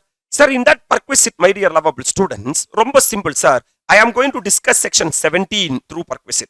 Actually, 3 sections are relevant for the salary chapter. 17 subsection 1, 17 subsection 2, 17 subsection 3. 17.1 is talking about salary. 17.2 is talking about perquisite. And 17.3 is talking about profit in lieu of salary. For example, what and all will comprise of salary? Salary means what? Will bonus or commission form part of salary? Yes, sir. So, salary under 17 subsection 1 includes the following. Salary includes wages. That means when I say salary, if you get any wages, that is also what? Salary only. Any annuity or what? Pension. That is also form part of salary. Any gratuity received is also form part of salary. Any fees, commission, perquisite or profit in lieu or in addition to any salary or wages is also form part of salary. If you are getting any advance of salary, that is also a salary. If you are getting leave salary or leave encashment, that is also part of salary. And from Provident Fund, just now we discussed about Provident Fund. There are 4 Provident Fund are there. Statutory Provident Fund, Public Provident Fund, Recognized Provident Fund, and the portion of the annual accretion in any previous year to the balance to the credit of employee participated in a recognized provident fund to the extent it is taxable. For example, employer can contribute to recognized provident fund. Yeah, he can contribute up to how much percent of salary? 12% of salary. If he is contributing 14% of salary, that extra 2% will be taxable as salary. Are you all really with me? And transferred balance in the RPF to the extent it is taxable. To the RPF, you can contribute either 2.5 lakhs or 5 lakh rupees as the case may be. Over and above the 2,50,000 rupees and 5 lakh rupees, any interest accrued means that will also be treated as salary. And contribution made by what government? Central government. For example, for an employee, central government is contributing on behalf of the employee or any other employer in the previous year on account of employee under the notified pension scheme under section 80. For example, to notified pension scheme under section 80 CCD, one of the employer is contributing. One of the employer is what? Contributing. That will be treated as salary. The contribution made by central government in the previous year to the Agniveer Corpus Fund under 80 CCH. Sir, we would have heard about Agnipath scheme, correct? To the Agnipath scheme, employer will be contributing. That means what 17 subsection 1 basically saying that, romba simple, sir. Sir, what is the definition of salary? What and all comprises of salary? Sir, in a house means a lot of bricks will be there. Like that, salary means that. First one, salary means basic salary. There is no doubt about it. In addition to that, as per 17.1, this and all should be treated as salary. Number 1, any wages received is also a salary. Any annuity or pension is a salary. Any gratuity is a salary. But if that gratuity has been received at the time of retirement, it is subject to 1010. Are you all really with me? Sir, any fees, commission, perquisite or profit in lieu or in addition to any salary or wages. Sir, salary you are getting as advance. That is also will be treated as salary. You are getting leave salary or leave encashment. But if that leave salary or leave encashment you got at the time of retirement, then it is subject to 1010 AA. Are you all really with me? Sir, from Provident Fund, up to 12% of the employer's contribution will not be treated as salary. But over and above how much percentage? 12% will be treated as salary.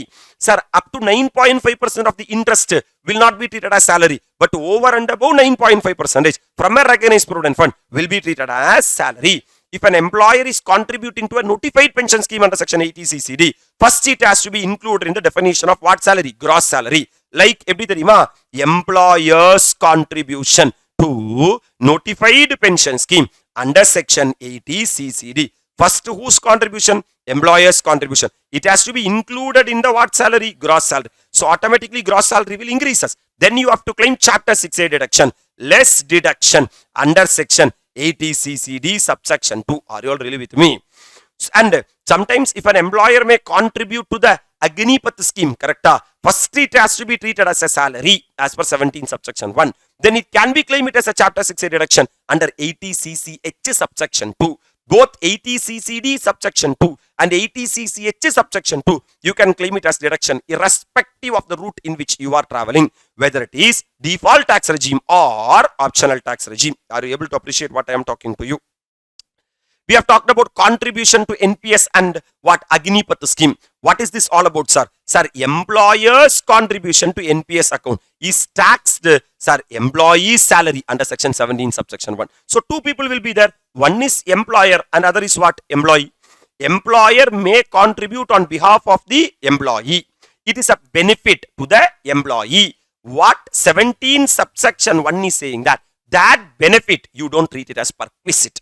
That benefit you treat it as salary, because if it is perquisite, it is fall under 17.2. It will not fall under 17.1. However, a deduction under 80 CCD is allowed for both the employer's contribution and employee's contribution when calculating the employee's total income. So first it included in the gross salary as per 17 subsection 1. Then you claim chapter 6A deduction as per 80 CCH subsection 2 and 80 CCD subsection 2. You are entitled to claim it as a deduction. Can I proceed? Contribution by central government to Agniveer Corpus Fund. That means if you are going to, sir, Agniveer, sir, army, they will start a fund. Are you really with me? Called as, sir, Agniveer what fund? Corpus Fund. So employee has to contribute 30% of salary to that fund. Similar contribution will be made by the employer also. First, it has to be treated as a salary as per 17 subsection 1. That's what central government contribution to Agniveer Corpus Fund would be taxable as salary under 17 subsection 1. 80 CCH allow a deduction for both the Agniveer and government contribution to Agniveer Corpus Fund when calculating the what income? Total income. That means one line summary of the entire discussion is simple. Long story short, employer may contribute to the notified pension scheme under section 80 CCD, Agniveer Corpus Fund under section 80 CCH, sorry. Are you really with me? Both has to be first treated as salary as per 17 subsection 1. That's it. 17.1, sir, comes to an end. I am coming to the second one, 17 subsection 2, perquisite. Sir, what is difference between allowance and a perquisite, sir? For example, sir, employer is giving 500 rupees per month to the employee, saying that with this cash of 500 rupees per month, you take care of the children education allowance or hostel expenditure allowance. This is called as, sir, allowances. This is called as, sir, perquisite in the sense means non-monetary. Sir, he is giving cars, sir. He is giving rent-free accommodation, sir. He is giving, sir, concessional loan, sir. That is called as perquisite. It is, sir, some benefit. Perquisite indicates some extra benefit in addition to the amount that may be legally due by way of contract for service rendered.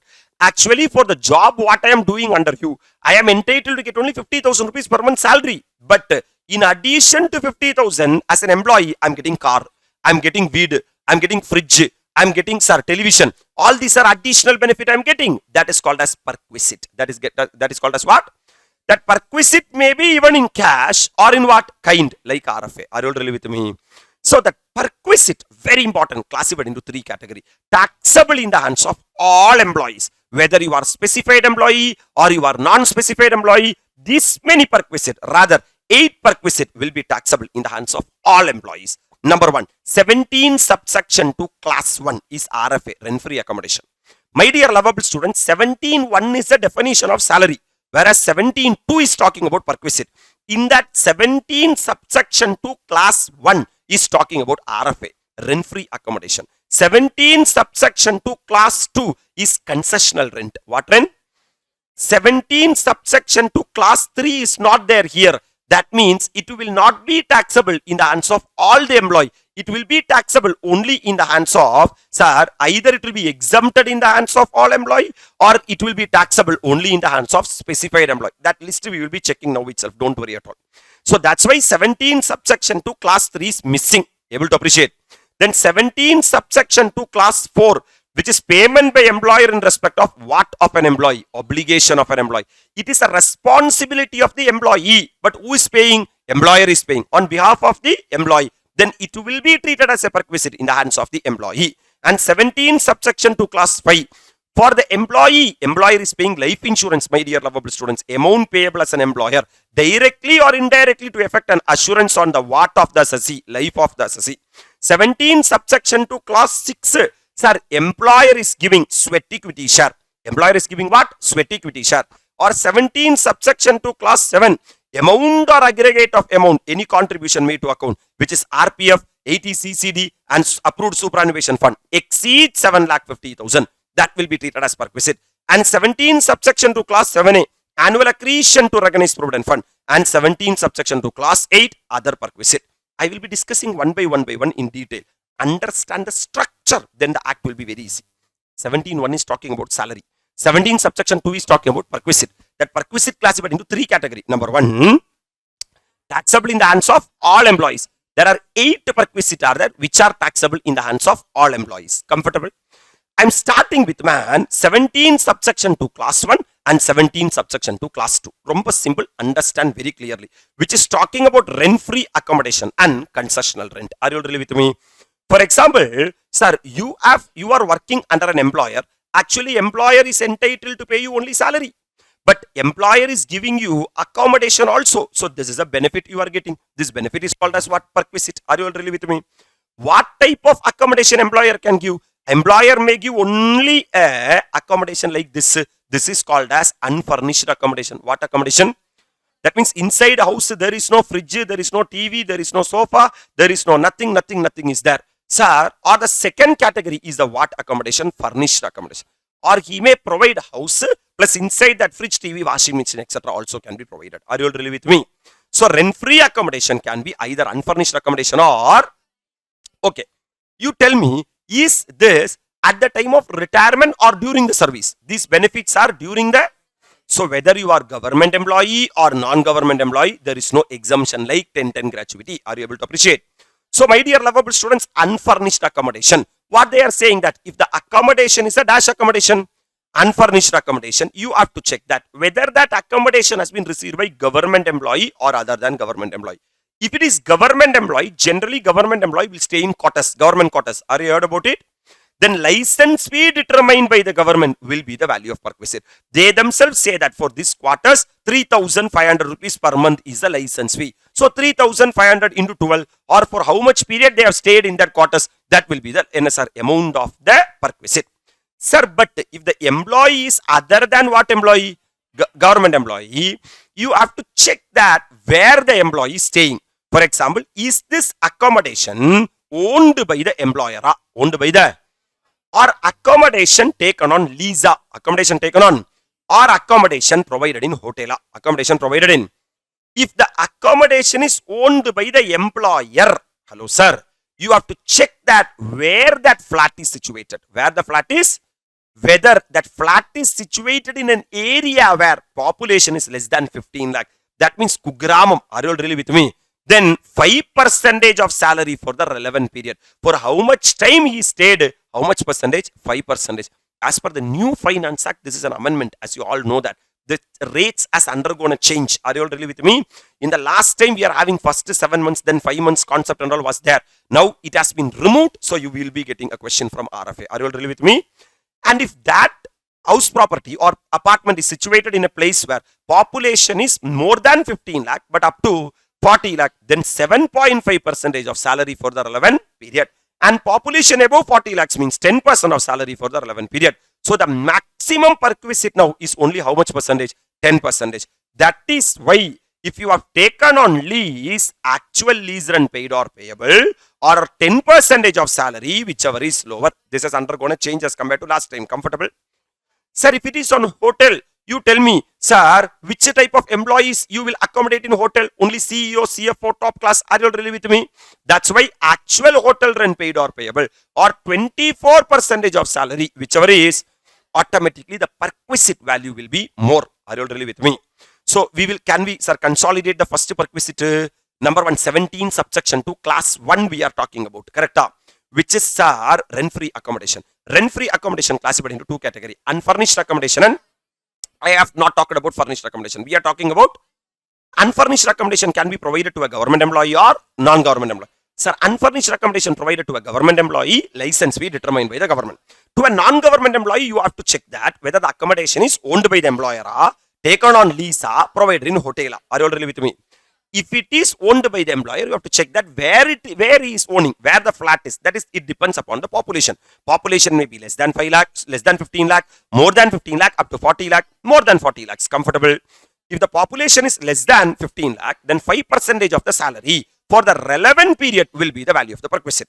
If the population is more than 15 lakh, up to 40 lakh, 7.5% of the salary for the relevant period. Sir, if the population is above 40 lakh, then the 10% of salary for the relevant period. Comfortable? My dear lovable students, sir, you are talking about salary. What is the definition of salary? This is the definition of salary. Salary means basic salary plus DA provided in terms of employment, plus bonus, plus commission, plus all taxable allowances. Plus all taxable.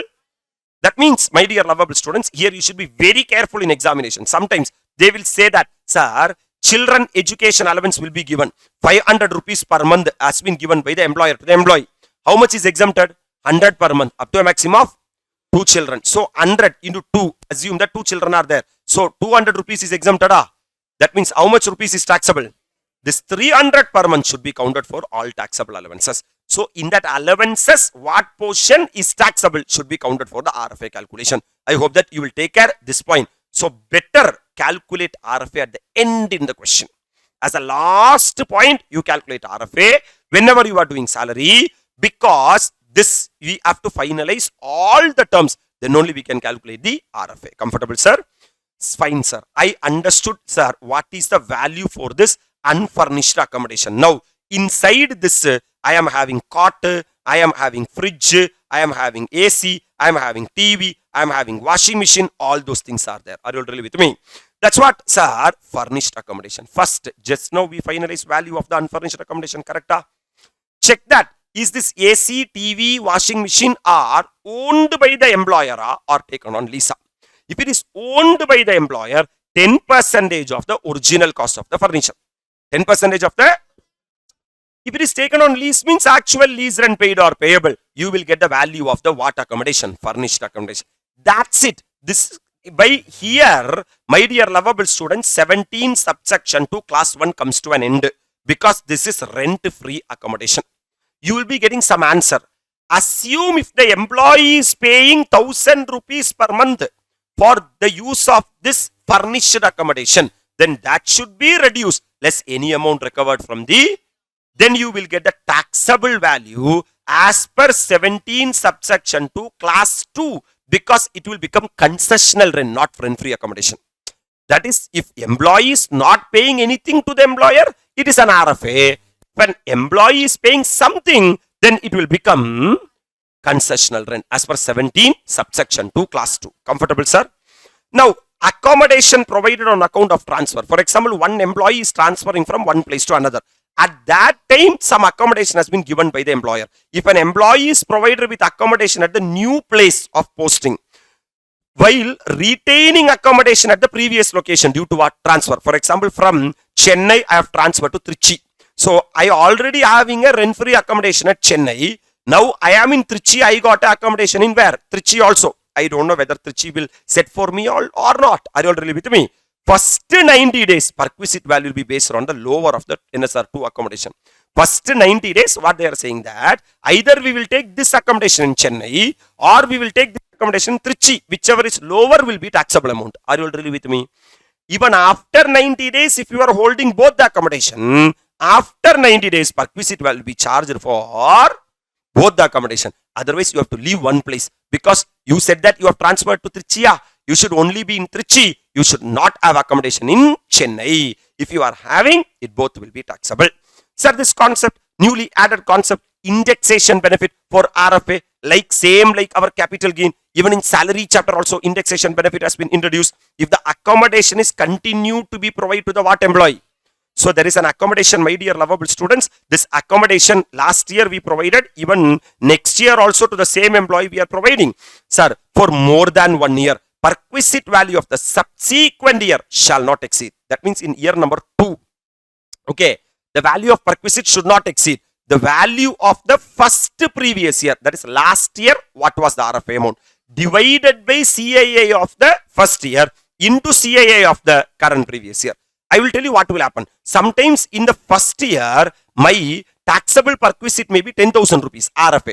But in second year, I would have promoted. I would have got good job. My salary would have been shoot up like anything. Are you all really with me? Because of that, 10% of salary will be huge. What government is saying that we don't want that much as perquisite.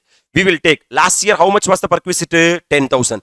Divided by CII of the last year into CII of the current year will be the taxable perquisite. So you have to calculate actual perquisite in the current year or indexed perquisite based on the last year. Whichever is lower will be the taxable perquisite in the second year. Are you able to appreciate?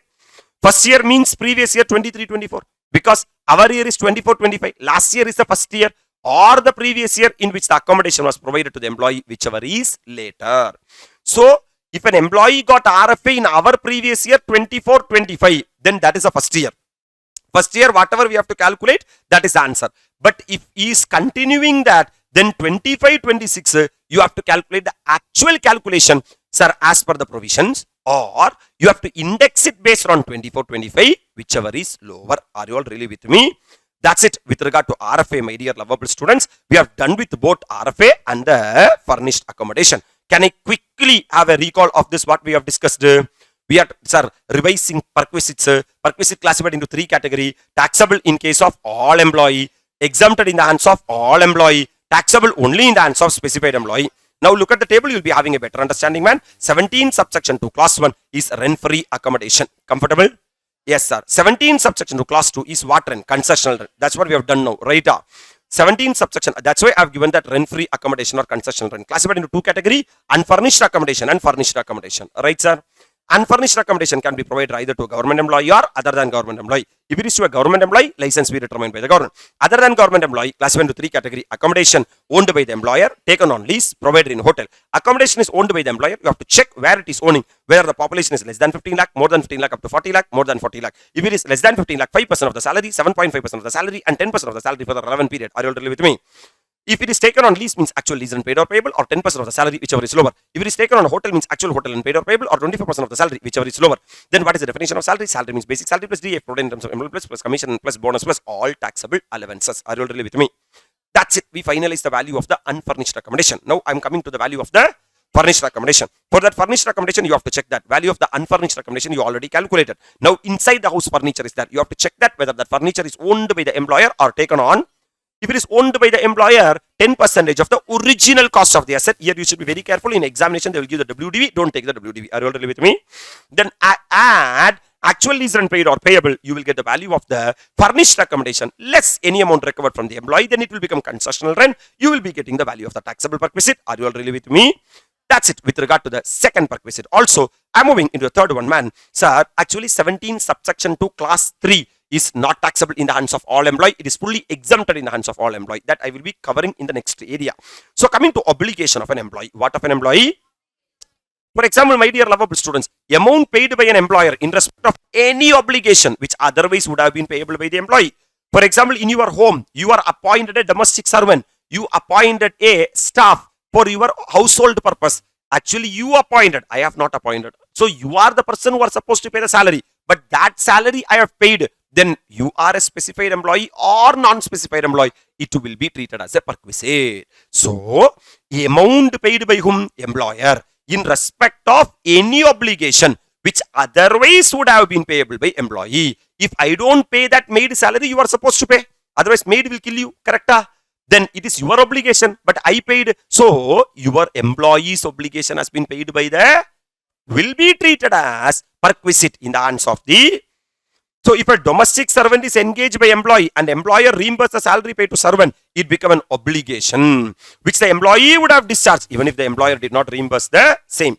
This perquisite will be covered by 17 subsection 2 class 4 and will be taxable in the hands of all employees, whether you are specified employee or non-specified employee. Now, sir, your life insurance premium I am paying. Whose life insurance? Employee's life insurance premium. Sir, I can pay the medical insurance premium, not the life insurance premium. So, assurance on the what of the assessee, then it will be treated as perquisite in the hands of the.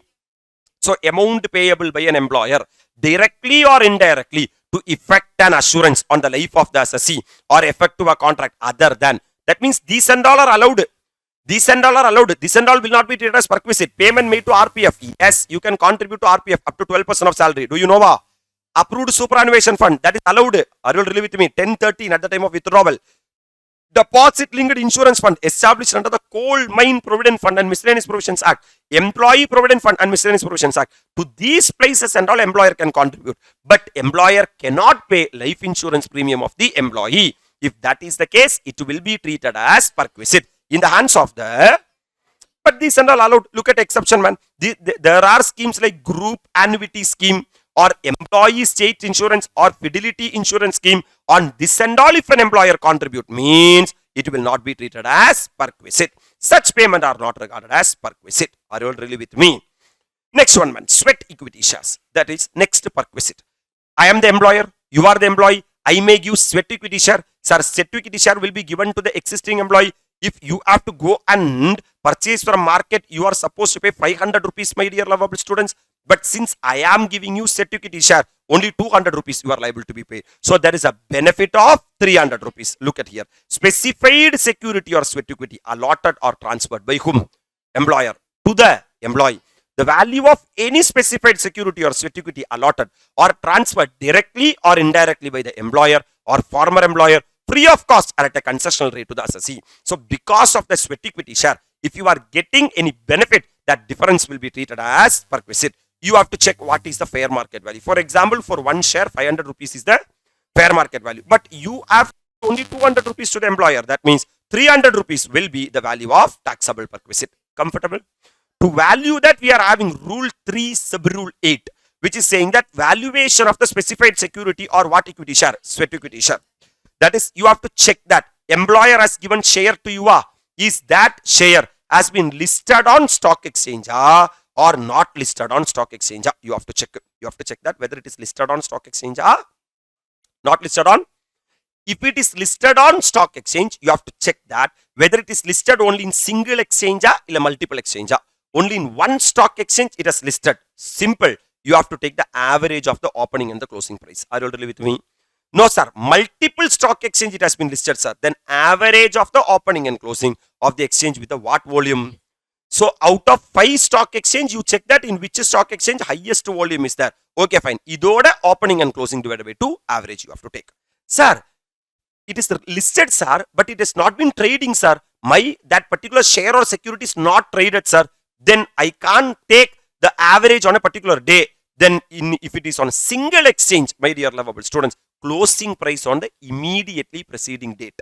Closing price on the multiple exchange means same. Closing price on the immediately preceding date with what volume? Highest volume. Are you really with me? Sir, share is not at all listed on the recognized stock exchange, sir. How fair market value I will calculate, sir? Nothing. Value of share determined by the what banker? You appoint merchant banker and ask him to say one fair market value. That you have to take as the fair market value. Or on the specified date. What is specified date, sir?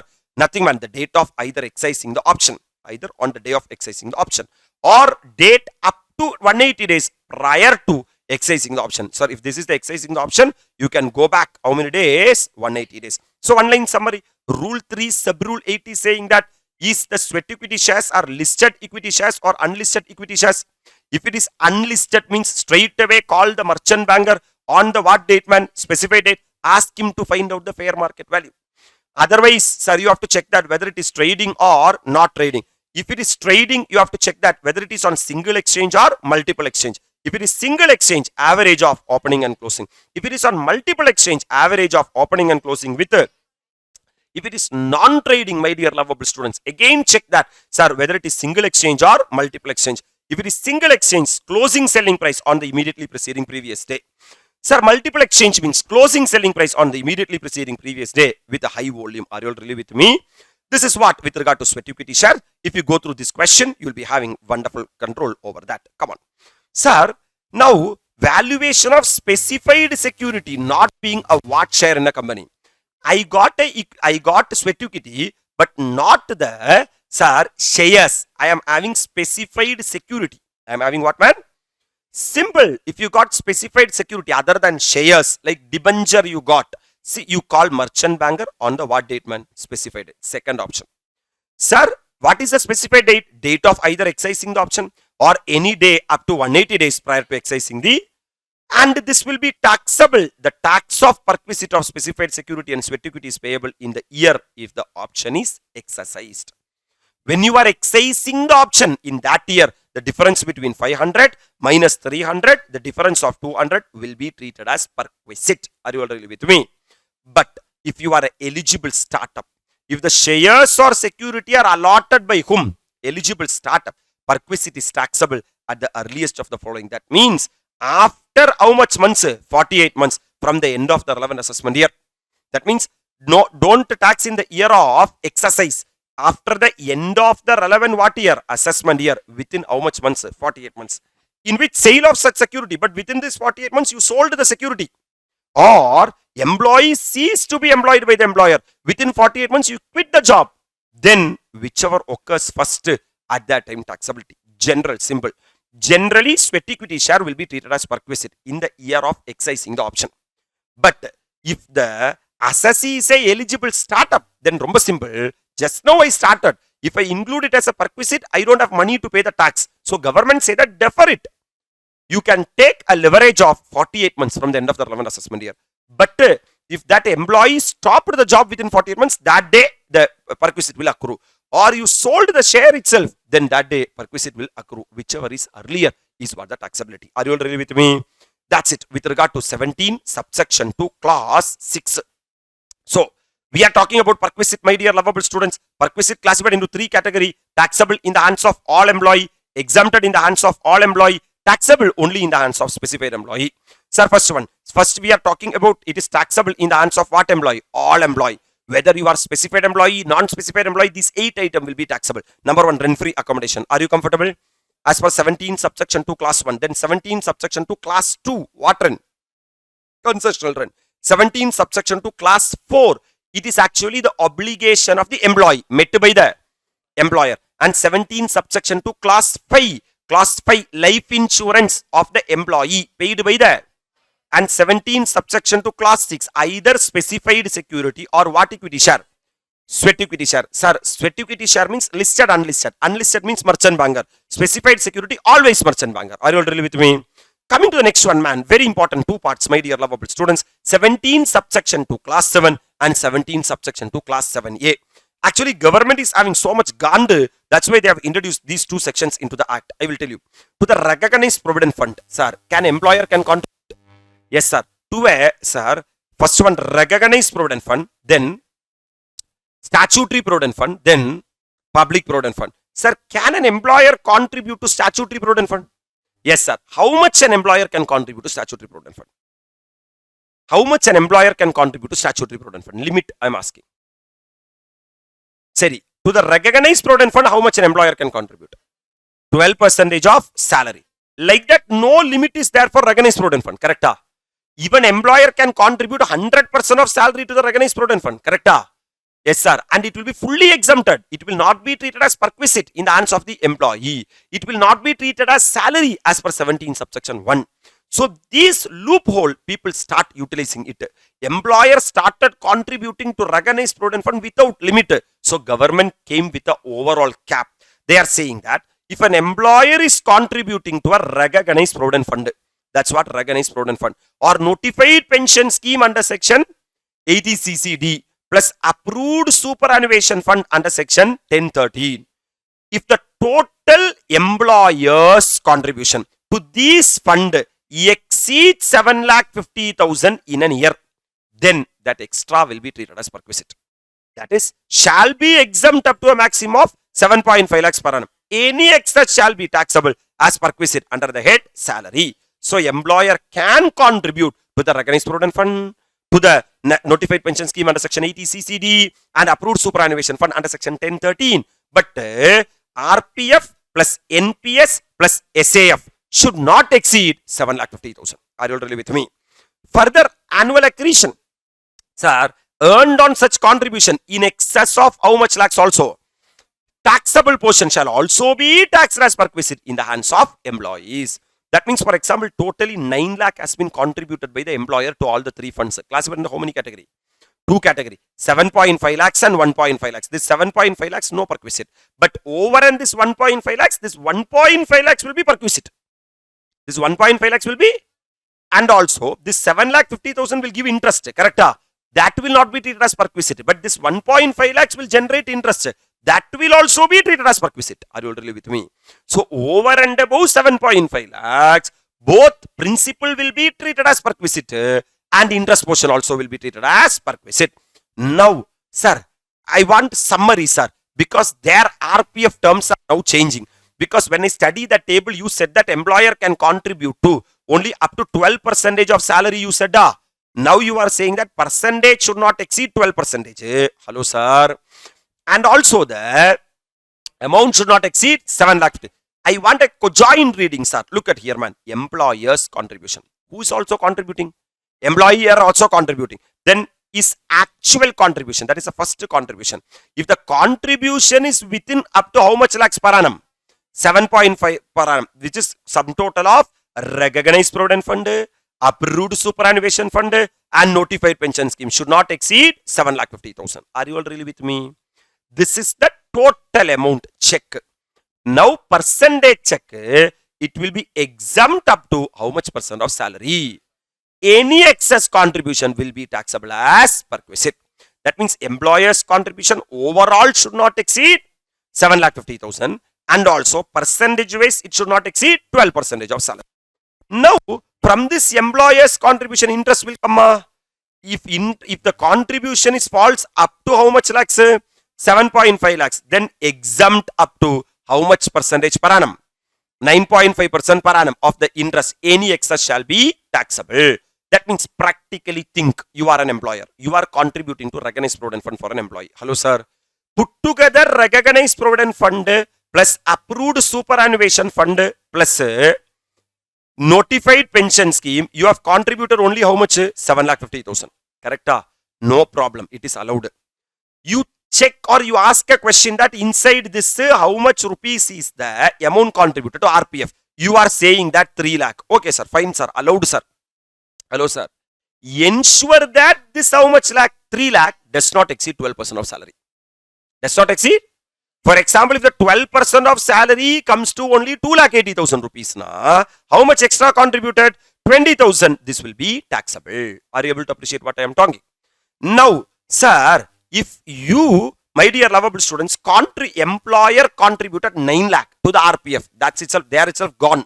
That is, this 9 lakh should be classified into two categories, 7.5 lakhs and 1.5 lakhs. This 1.5 lakhs will be taxable. And this 7.5 lakhs, check, sir, in this aggregate of 7.5 lakhs, how much he contributed to RPF? You got the answer as 3 lakh. So, check, is this 3 lakh exceed 12% of salary? No, sir. 12% of salary only coming to 2.8 lakh. Then this 20,000 will be taxable. Are you all really with me? Now, sir, from that RPF, this 7.5 lakhs will generate interest. And also 1.5 lakhs will generate interest. This 1.5 lakh interest will be fully taxable. Comfortable. If this 7.5 lakh generated interest of 12%, up to 9.5% is exempted. And over and above 9.5%, come to 2.5% is taxable. So, limit kulle limit, current ke current. Are you all really with me? Able to appreciate what I am talking to you? Coming to the own contribution. Okay, sir, I have done with the employer's contribution. Now, I am going to talk about my own contribution. Simple. If I contribute, it can be allowed as a deduction under 80C if I travel through the optional tax regime, subject to a maximum of 1,50,000, because under 80C maximum deduction is 1,50,000, right sir? Now I am getting interest from the contribution. If the interest is up to 2.5 lakhs or what, 5 lakh, as the what may be, then exempt up to 5% per annum, and any interest taxable is taxable. You have to check that whether only employer is contributing or employee also contributing. Only employee contributing, limit is 5 lakhs. Are you really with me? Employer also contributing, limit is 2.5 lakhs. Are you remembering the discussion?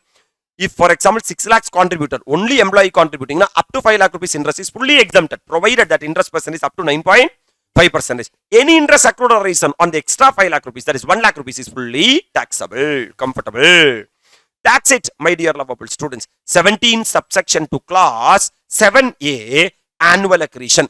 Now, that extra taxable portion will be taxable. For example, 6 lakh rupees employee contributed, 1 lakh rupees interest will be taxable. How to find out that? That will be TP is equal to PC by 2 into R plus PC1 plus TP1 into R. This is a ICAI illustration which is there in question number 1. This I am not revising in the marathon part. If you want, I can update the detailed full discussion of this video in the YouTube, because this will take time to revise, my dear lovable students. I have done perfectly in my regular lectures. If you want, I can upload that as a separate video. Coming to the next one, man, sir, concessional loan to the employee as per Rule 3, Sub-Rule 7, Clause 1.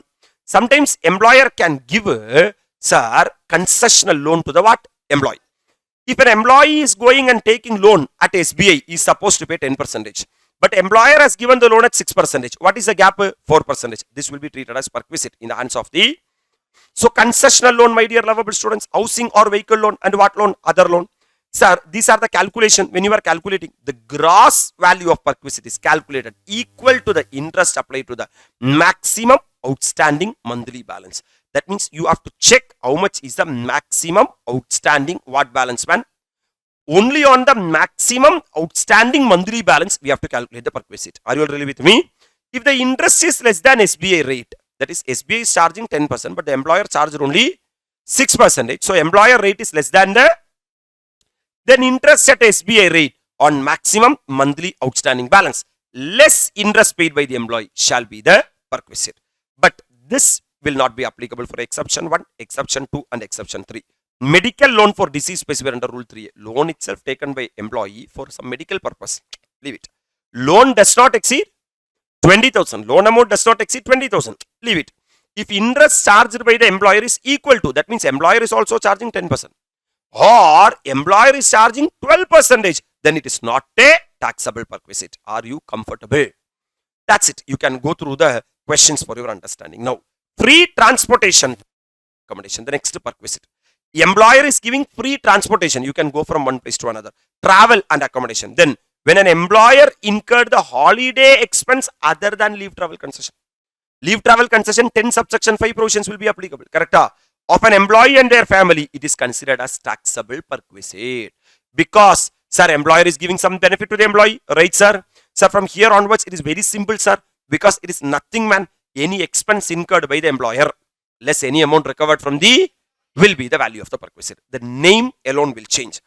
Facility to particular employee. If facility is maintained by employer and is not available to all the employee, gross value of perquisite shall be value of such facility offered by other agency to the public.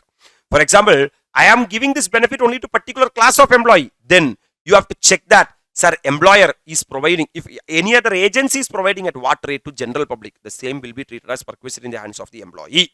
So, transportation of goods or passenger free or concessional rate provided by employer in that business other than railway and airline, value at which it is offered to public. You have to check that at what value it is offered to the, less any amount recovered from the employee. Are you all really with me?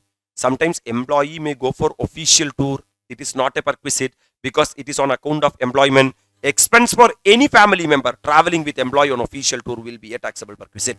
Official tour means only employee should travel, not employee, wife and what kids. If wife and kids are also traveling, their transportation cost is incurred by the employer, then it will be treated as perquisite. If an official tour extend into a what? Holiday, only the expense for the extended stay are taxed.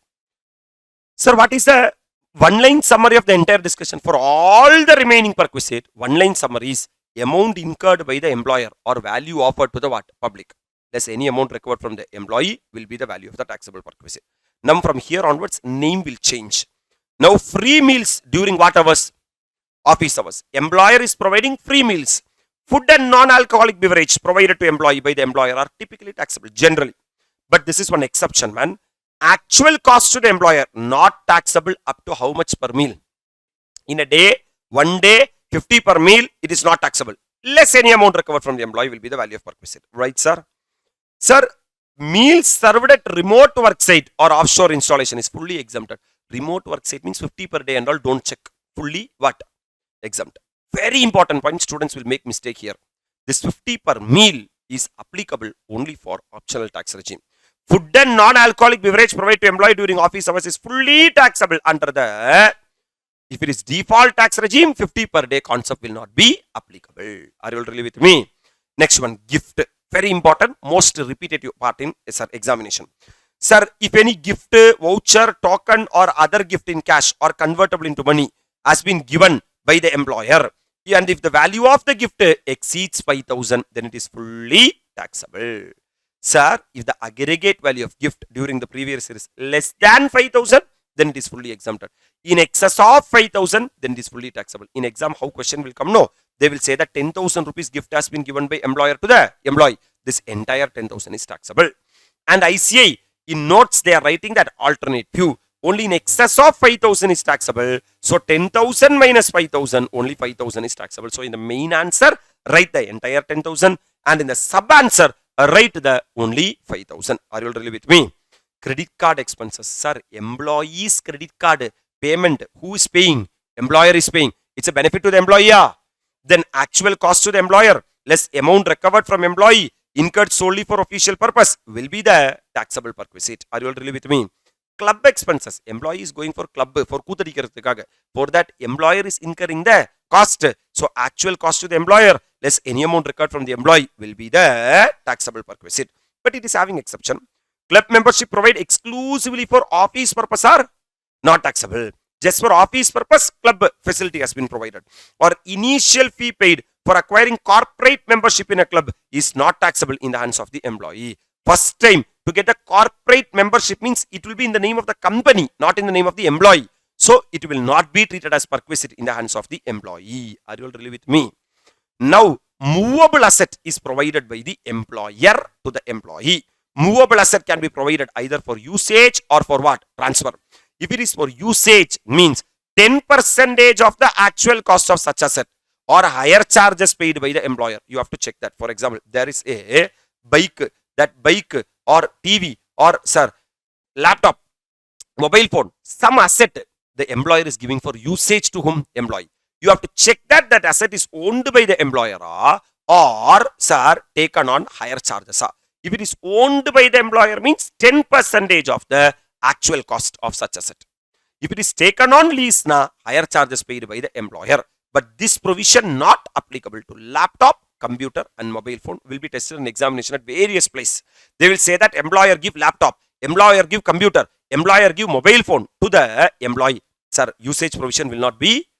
Then very important part, transfer provision will be tested in examination, man. Sir, sometimes, sir, employer may sell the asset, which may be motor car, which may be computer and other electronic gadgets, which may be other asset. If it is motor car, 20% WDV. If it is computer and other electronic gadgets, 50% WDV. And if it is other asset, 10% SLM. What you are supposed to do, no? Sir, this asset would have been purchased by employer. You have to see the cost of the asset. You have to see the original cost of the asset. From that, reduce the depreciation for the completed years. From that, reduce the depreciation for the at the percentage of either 20% WDV, 50% WDV or so 20% WDV or 50% WDV or 10% SL. Based on this, my dear lovable students, you have to sir, reduce the depreciation. Then you will get the value of the asset. Value of the, you check that whether this value has been paid by the employee or not. If employee has not paid this value, for example, 1,60,000 rupees answer you are getting here. But employee has paid only 1,20,000. What is the difference? 40,000. This will be treated as taxable perquisite. You have to understand one thing. The key point for your examination is depreciation will be provided only for the completed years. What years, man? That's it. With regard to the dash and the dash usage and transfer. Usage means you have to check that 10% of the original cost of the asset or higher charges paid by the employer. If it is transfer, sir, you have to check that what asset has been transferred, whether it is motor car, computer and other electronic gadgets, other asset. If it is motor car, 20% WDV, computer and other electronic gadgets, 50% WDV, other asset, 10% SLM. Are you all really with me? Coming to any other perquisite not mentioned above, not like a club, not like a credit card, not like gym, fitness, any other thing. One line summaries, actual cost to the employer less any amount recovered from the employee will be the value of the taxable perquisite. That's it. The biggest list comes to an end.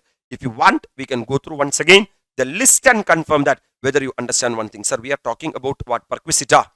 Perquisite is covered under 17 subsection 2A, which is classified into 3 categories. Taxable in case of, exempted in hands of, taxable only in the hands of, taxable in the hands of all employees, my dear lovable students. 17 subsection 2 class 1, which is RFA. Are you clear?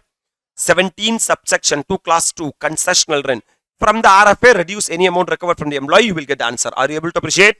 17 subsection 2 class 4. Sir, any employee's obligation met by the employer. 17 subsection 2 class 5. Any life insurance paid by the employer. 17 subsection 2 class 6. Specified security or sweat equity shares. That valuation we have gone through. 17 subsection 2 class 7. Sir, employer's contribution to the recognized provident fund, approved superannuation fund or notified pension scheme under section 80 CCD exceeds 7,50,000. That excess principal will be taxable. 17 subsection 2 class 7A. Not only that excess contribution, but also the interest on the excess contribution will also be treated as perquisite. 17 subsection 2 class 8. Interest free or concessional loan we discussed. Traveling, touring and accommodation we discussed. Free or concessional food and non-alcoholic beverage we discussed. Gift voucher. What is the limit for gift voucher? 5,000. Then free or concessional food 50 per meal. Only under optional tax regime. Not under credit card expense we discuss. Club expenditure we discuss. Use of movable asset we discuss. Transfer of movable asset. Use of movable asset either 10% of the original cost of the asset or higher charges paid by the employer. Transfer of movable asset depends upon the asset. Whether that asset is a motor car, computer and other electronic gadgets, other asset. Motor car 20% WDV.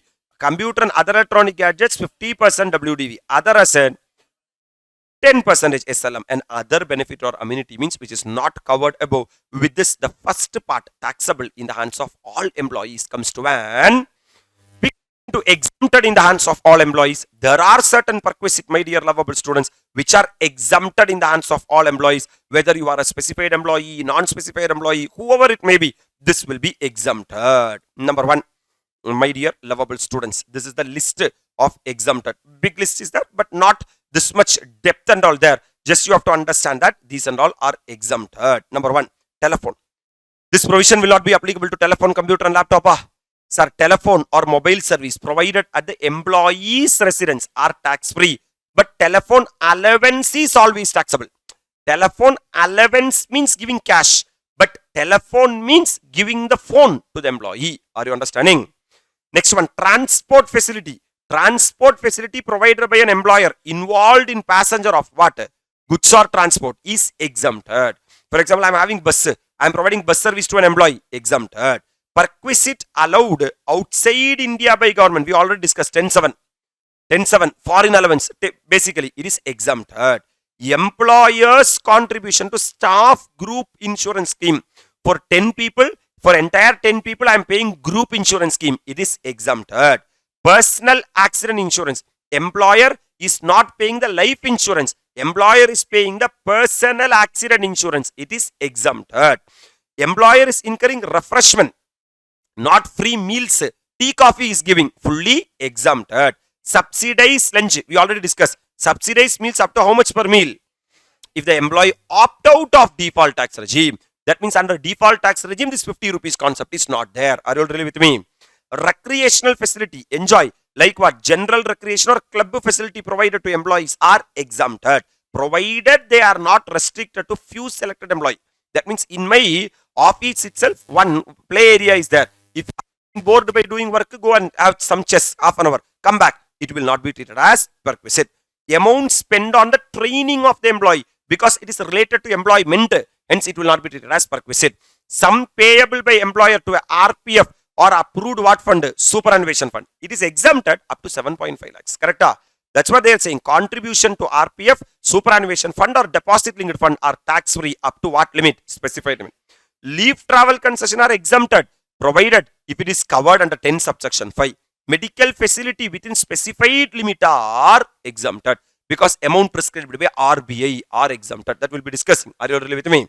Rent free official residence.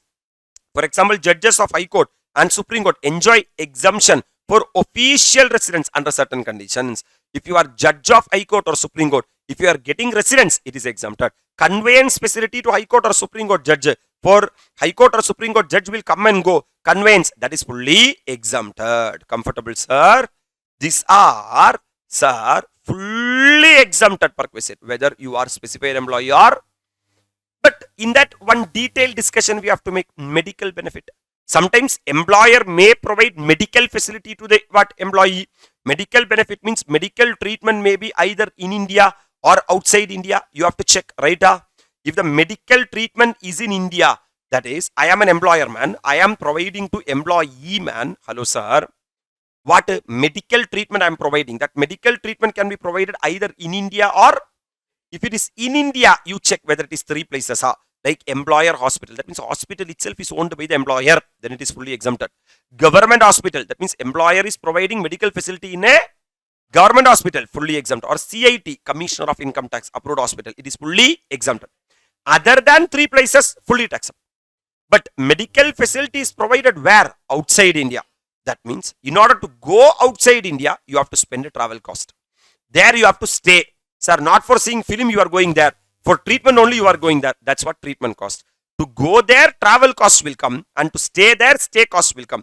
Sir, travel cost is fully exempted if the gross total income is less than or equal to. If your gross total income exceed 2 lakh, travel cost is fully taxable. If the gross total income is less than 2 lakh, fully exempted. Are you really with me? Whereas these two costs, stay cost and the treatment cost, is exempted up to an amount permitted by RBI. You spend 75k. Sir, but RBI said that 65k is exempted. Then the remaining 10,000 is taxable. Are you all really with me? Yes, sir. That's it with regard to that. Sir, for whom and all, employer can provide medical facility either for the employee or for the family. What is family? Spouse and children will form part of family. Wholly what or not. Whether they are dependent or not. But part 2, parents, brothers and sisters will be treated as family if they are wholly dependent. That means employer cannot pay life insurance, but employer can pay, sir, medical insurance. These are tax free. Group medical insurance is tax free. Medical insurance premium paid under 80D is tax free. Premium on accident insurance policy, because it is a responsibility of the employer to take care of the employee. That and all are tax free. Are you all really with me? This is what the second, sir, category of the discussion. My dear lovable students, we are moving into the last slot, which is taxable only in the hands of specified employee. Yes, as we discussed that, perquisite classified into 3 categories, which are the number 1, taxable in the hands of all employees. Number 2, exempted in the hands of all employees. We are moving to the third part, man. Taxable only in the hands of all specified employees. That means these perquisite like motor car, sweeper, gardener, watchman or personal attendant, or facility of gas, electricity, water provided by employer, or free or concessional education facility, free or concessional ticket. These 5 perquisite will be taxable only in the hands of specified employee. Question arises. First, who is specified employee, sir? Director of a company is a specified employee. Any employee who is having a voting power of more than 20% is a specified employee. If your monetary salary per annum is 50,000 more, then you are a specified employee. Only these guys are specified employee. Generally, for the time being, every employee is a specified employee, because in a year, everyone will be getting more than Now the first perquisite I'm moving is motor car, which is Rule 3 sub Rule 2. Number 1. We are having 3 circumstances. Quickly go through all the cases. Number 1. Car is owned by the employer. Who's owning the car? Employer. And expense also met by the employer. That means full it is by the employer. It is used only for what purpose? Official purpose. There is no perquisite at all because there is no personal benefit to the employee. Come on. Car is owned by the employer and expenses are also met by the employer, and that car is only used for the personal purpose. Full perquisite is there. Correct? Since a car is owned by the employer, it has not been taken on higher charges. 10% of the original cost. 10% of the. If it is a rented car, then actual rent paid or payable by the employer will be the perquisite. And he has to put petrol. That's called as running expenses. Add actual expenses incurred by the employer. That means if the car is owned, then 10% of the original cost of the car. Or actual rent paid by the employer. Add actual expenses or running expenses incurred by the employer, you will get the total cost. Correct? From that, less any amount recovered from the employee will be the value of perquisite. Are you able to appreciate? Third circumstance, man. Car is owned by the employer. Expenses are also met by the employer, but it is used for both official and personal. Then you have to check that whether the car is a small car or a big car. Sir, when you say a car is a small car, up to 1600 cc is called a small car. More than 1600 cc is called as big car. If the car is a small car, 1800 per month or part of the month. If the car is a big car, 2400 per month or part of the month. And if driver is there, irrespective of the car is a small car or big car, 900 per month for the chauffeur. Are you all really with me? Case number 4 we are going to discuss. Car is owned by the employer. Expense are met by the employee. Till now, it was employer, right? And it was fully official, fully personal, partly official, partly personal. And now I'm changing the situation. It is employer and employee. If expense are met by the employee, my dear lovable students, perquisite is only for car. Correct? If it has been used for both what and what? Official and personal. You have to check that whether the car is a small car or. Just now we said that up to 1600 cc is small car and more than 1600 cc is. Then if it is a small car, 600 per month or part of the month. Sir, or 900 per month if the chauffeur is provided. Basically 600 plus 900. If the car is a big car, 900 per month or part of the month and 900 rupees for chauffeur.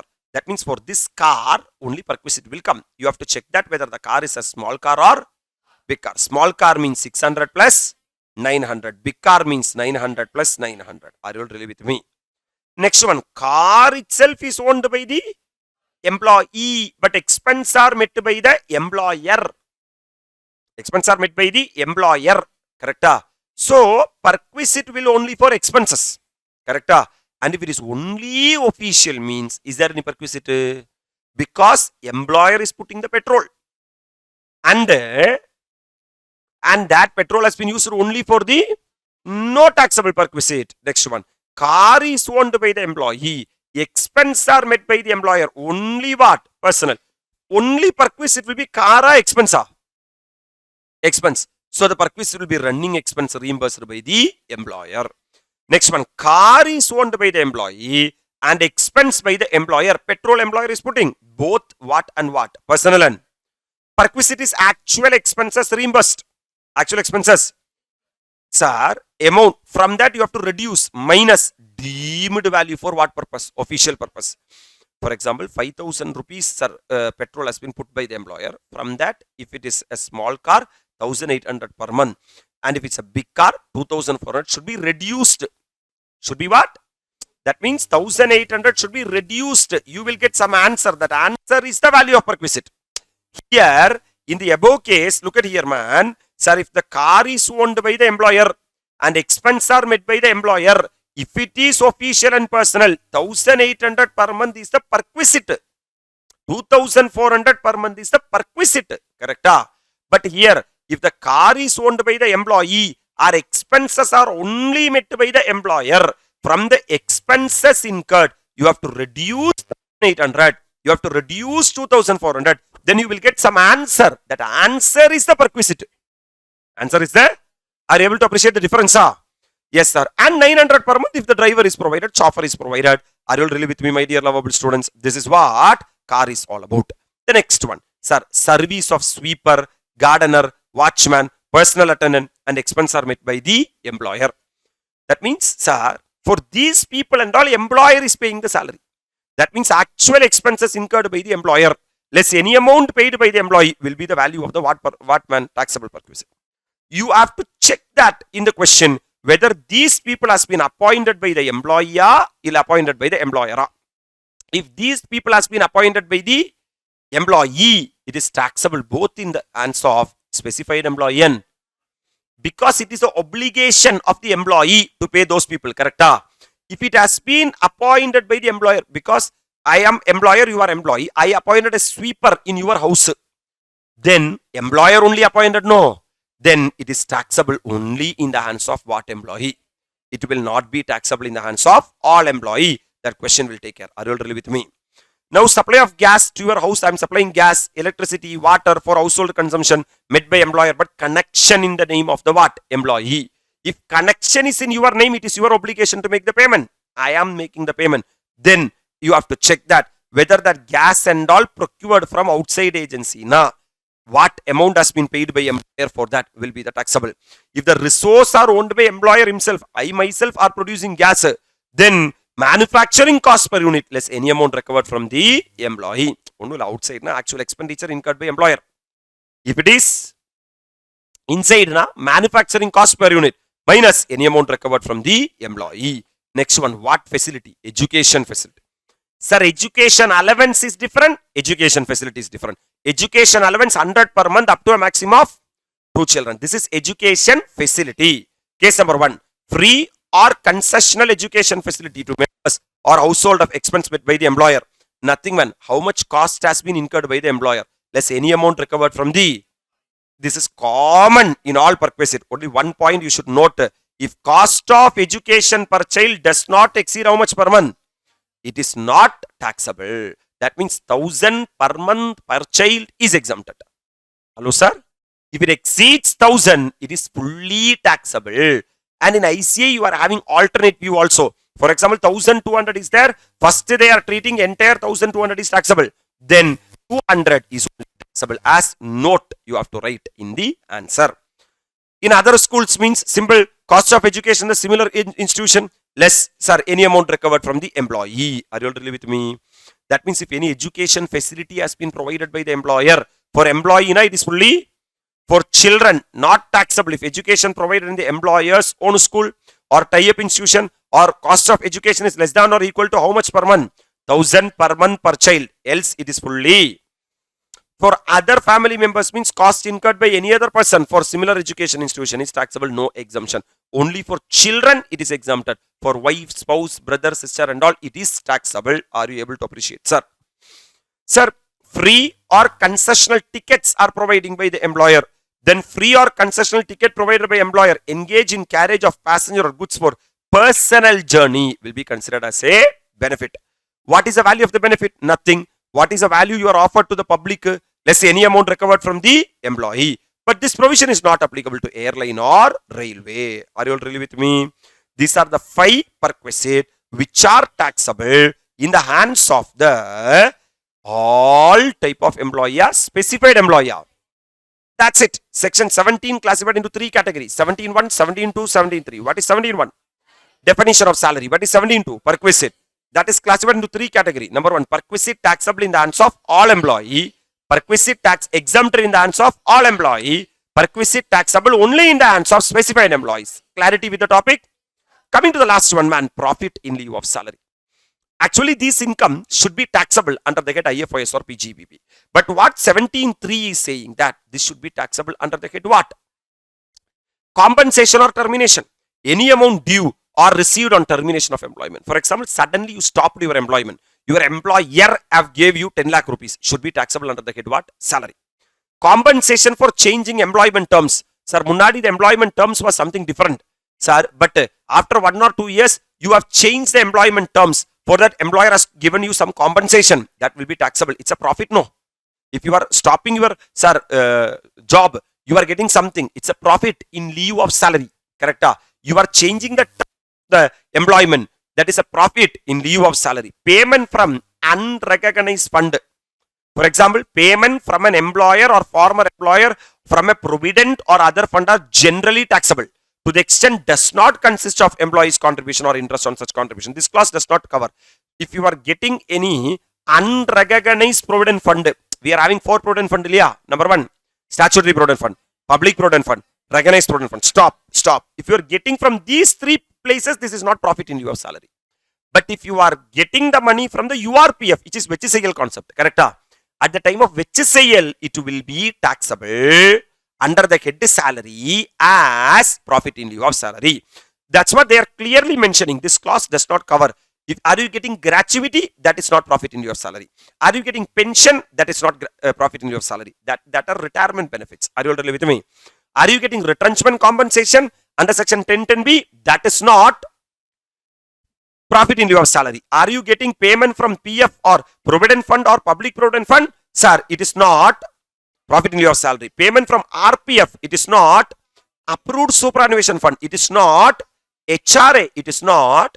That means if you are getting any amount from URPF, it is profit in lieu of salary. Sir, any sum from a keyman insurance policy received by an employee is considered part of salary income and it is fully taxable. If you are an employee, if you get any keyman insurance policy receipt, will be treated as salary income, and any other lump sum sum payment, any lump sum amount you received from an employer will be treated as profit in lieu of.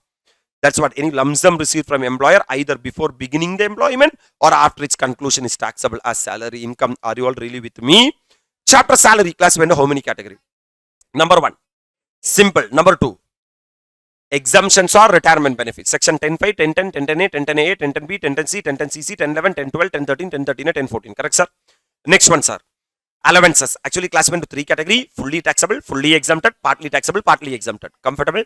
That have to be again further class went to default tax regime and optional tax regime. Right. The next one. Perquisite. Class went to 3 category, which are taxable in the hands of all the employee, exempted in the hands of all the employee, taxable in the hands of the specified employees. And the next category is the deduction. The last category we are going to talk. Sir, this again class went to 2 category, optional tax regime, and we are having 3 deduction, my dear lovable students: standard deduction, entertainment allowance, and the what tax? Professional tax. If you are having income from salary as per 16 subsection 1A, the standard deduction statutory limit of 50,000, statute limit of or amount of gross salary, whichever is lower, will be provided to employees. For example, if I am having 70k rupees gross salary, 50,000 can be claimed as standard deduction. If I am having 40k rupees gross salary, 40k can be claimed as standard deduction. This is under what tax regime? Because amendment they have made that under 16 subsection 1, a standard deduction of 75,000 will be allowed under the default tax regime. Very important point for this attempt, will be tested in the salary question. Are you all really with me? If you are doing salary question, sir, with regard to the default tax regime, my dear lovable students, a standard deduction of 75,000. So 16(1)(a) is changing for optional tax regime, and for optional tax regime it is 50,000, and default tax regime it is. Entertainment allowance cannot be claimed as deduction at all under the default tax regime. Professional tax cannot be claimed as deduction at all under the default tax regime. What is entertainment allowance? Entertainment allowance is applicable only to government employees. If you are a government employee, my dear lovable students, sir, you may get entertainment allowance. First, it has to be included in the gross salary. Then, statute limit of 5,000, actual entertainment allowance received, 20% of the basic salary, whichever is lower, will be allowed as a deduction. Are you all with me? Now, professional tax under 16 subsection 3. Sir, professional tax on employment paid by employee levied under state tax shall be allowed as a. For example, sir, you will be getting gross salary, nothing. 17 subsection 1 elements are there. Like basic salary will be there, then DA is there, then pension is there, then gratuity is there. All that if you add means you will be getting gross salary. Yeah. From that gross salary, you can claim 16(1)(a). What? Standard deduction. Either 50,000 or 75,000 as there. Then 16 subsection 2, entertainment allowance, that is applicable only under the optional tax regime, not applicable under that too only for what employee? Then 16 subsection 3 comes to professional tax. Fine. Such deduction is available only on an actual payment basis. If you don't pay professional tax, don't claim it as a deduction. If it is payable, no deduction. And if employer pays professional tax on behalf of employee, then it will be first included in the salary as a and then allowed as a deduction. This is what the game of the optional tax regime. But coming to the default tax regime, my dear, standard deduction fully allowed up to 75,000 as per the amendment. Are you all really with me? Whereas entertainment allowance fully taxable and professional tax is fully taxable. This is a new amendment. Sir, in the standard deduction, instead of 50,000, you can claim 75,000. Are you all really with me? That's it, my dear lovable students. Chapter salary classified into how many category? This is what the one-line summary for your examination. Sir, deduction not allowed under default tax regime. This will be really helpful for you in exam. For example, sir, allowance for judges, salary and pension paid by UNO. Are you remembering FCAs? F stands for foreign allowance. It is allowed both under the default tax regime and the, whereas CAs are allowed only under the optional tax regime, will not be applicable under the, that's what they are saying, allowance for judges, compensatory allowance, allowance paid by UNO and the sumptuary allowance. Rent-free office residence to judges, RFA to judges. Leave travel concession, 10.5. Am I right, sir? HRA under section 1013A will be available only under the special allowance for 1014 except transport allowance for disabled people, 3,200 per month. Are you remembering? Entertainment allowance and professional tax 16.2 and 16.3 are allowed only under the optional tax regime. Will not be allowed under the 50 per meal. That is food 50 per meal will be allowed only under the, will not be allowed under the default tax regime. Chapter salary classified into 5 category. Number 1. Number 2, exemptions or retirement benefits. Number 3, number 4, number 5, deduction. Number 5, deduction. Right, sir? 16 subsection 1A, 16 subsection 2, 16 subsection 3. In that 16 subsection 1A, 50 or 75,000 as the, right, sir? Then 16 subsection 2, entertainment allowance which are applicable only under the optional tax regime. That too to the government employee, which is least of the 3. Statute limit of 5,000. Actual entertainment allowance received 1/5 of the basic salary. Are you really with me? 20% means 1/5. Both are one and the same. 20% or 1/5 of the basic salary. Whereas professional tax will be allowed as deduction only under the optional tax regime and will not be allowed under the, provided if you paid, really paid. But if employer has paid on behalf of the employee, first it has to be included as, then it can be claimed as a comfortable. After the quick revision of the salary, we will quickly try 3 questions from the past examinations. Mr. Balaji, employed as production manager in Beta Limited, furnishes you the following information for the year under 31/3/2025. Basic salary up to 10 for 50,000 rupees per month. So April, May, June, July, August, September, October. How many months? 7 months. So 50,000 into 7 comes to 3,50,000. Basic salary from 11. That means obviously if 7, this would be 5. Correct? Into 60,000. So 60,000 into 5 comes to. So the total basic salary should be 6,50,000. Comfortable? That's what basic salary, 6,50,000. Can I proceed, sir? Salary is due and paid on the last day of every month. As per section 15 of the Income Tax Act, salary should be taxable at due or receipt, whichever is earlier. So since it is on the last day of every month, it will be taxable at the appropriate time. DA 40% of the what salary? Basic salary. What is the total basic salary? So 6,50,000 into 40% comes to 2,60,000 is the DA we have done with the second part. Bonus equal to 1 month salary paid in October. October means number? No, number, month number 10. On 10th, what is the monthly salary? 50,000. Plus, sir, DA applicable for that month. Throughout the year, DA is 40% only. Correct? So, it is a 40% of 50,000. 20,000. So, 50 plus 20,000 comes to 70,000 is the bonus. Are you all really with me? Contribution of employer to RPF. Can employer contribute to RPF? On employee at 16% of basic salary. No, he can contribute only. That means salary means basic salary plus DA if provided in terms of employment plus commission as a fixed percentage of turnover. Correct, sir? My dear lovable students, sir, basic salary is 6,50,000. Is there DA? Yes, sir. 40%. Question did not say that it is forming part of the retirement benefit. So put a dash. There is no commission. So 50,000. So we can understand that salary is equal to basic salary. Simple. Then the employer can contribute only 12%, but he contributes 60 extra, 4% extra. So 6,50,000 into 4% comes to 26,000 will be treated as salary as per 17 subsection 1. Are you all really with me? That's what, my dear lovable students, 26,000 employers contribution to RPF in excess of 12.5% of 12% of salary, which come to 4% of 6,50,000. Can I proceed, sir? Professional tax paid 2,500, of which 2,000 was paid by the employer. First, that 2,000 has to be treated as perquisite. That's what professional tax paid by the employer is 2,000. Then, if you are traveling through the optional tax regime, you are entitled to claim deduction under 16 subsection 3. Correct? Compute the salary income chargeable tax in the Mr. Balaji. For the assessment year 25-26, assume he has not opted for the provision of 115 BAC. That means he is traveling through the. So 16 subsection 3, 2,500, it can be claimed as a deduction. Facility of laptop, computer was provided to Balaji for both official and personal use. This is usage provision. This provision is not applicable to computer, laptop and mobile. Are you remembering? Cost of laptop, nothing will be taxable. Computer, nothing will be taxable. So facility of laptop and mobile, nothing will be there. No taxability. Can I proceed? Motor car owned by the employer. Cubic capacity exceeds 1.6 liter. Small car, big car. Provided to employee from 111. 111 means 11, 12, 1, 2, 3. So the relevant period is only for both official and personal. Repair and running expense put on dustbin, not required. Were fully met by the employer. That is relevant. That is, car is owned by the employer. Expense are also met by the employer. The motor car was self-driven by the employer. Means there is no chauffeur.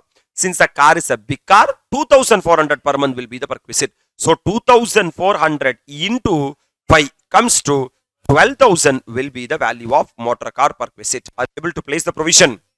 Leave travel concession given to employee, that is 10.5, which is applicable only under the optional tax regime. Yes, he is traveling through his wife and 3 children. One daughter aged 7 and twin son aged 3. Only in second delivery twins allowed.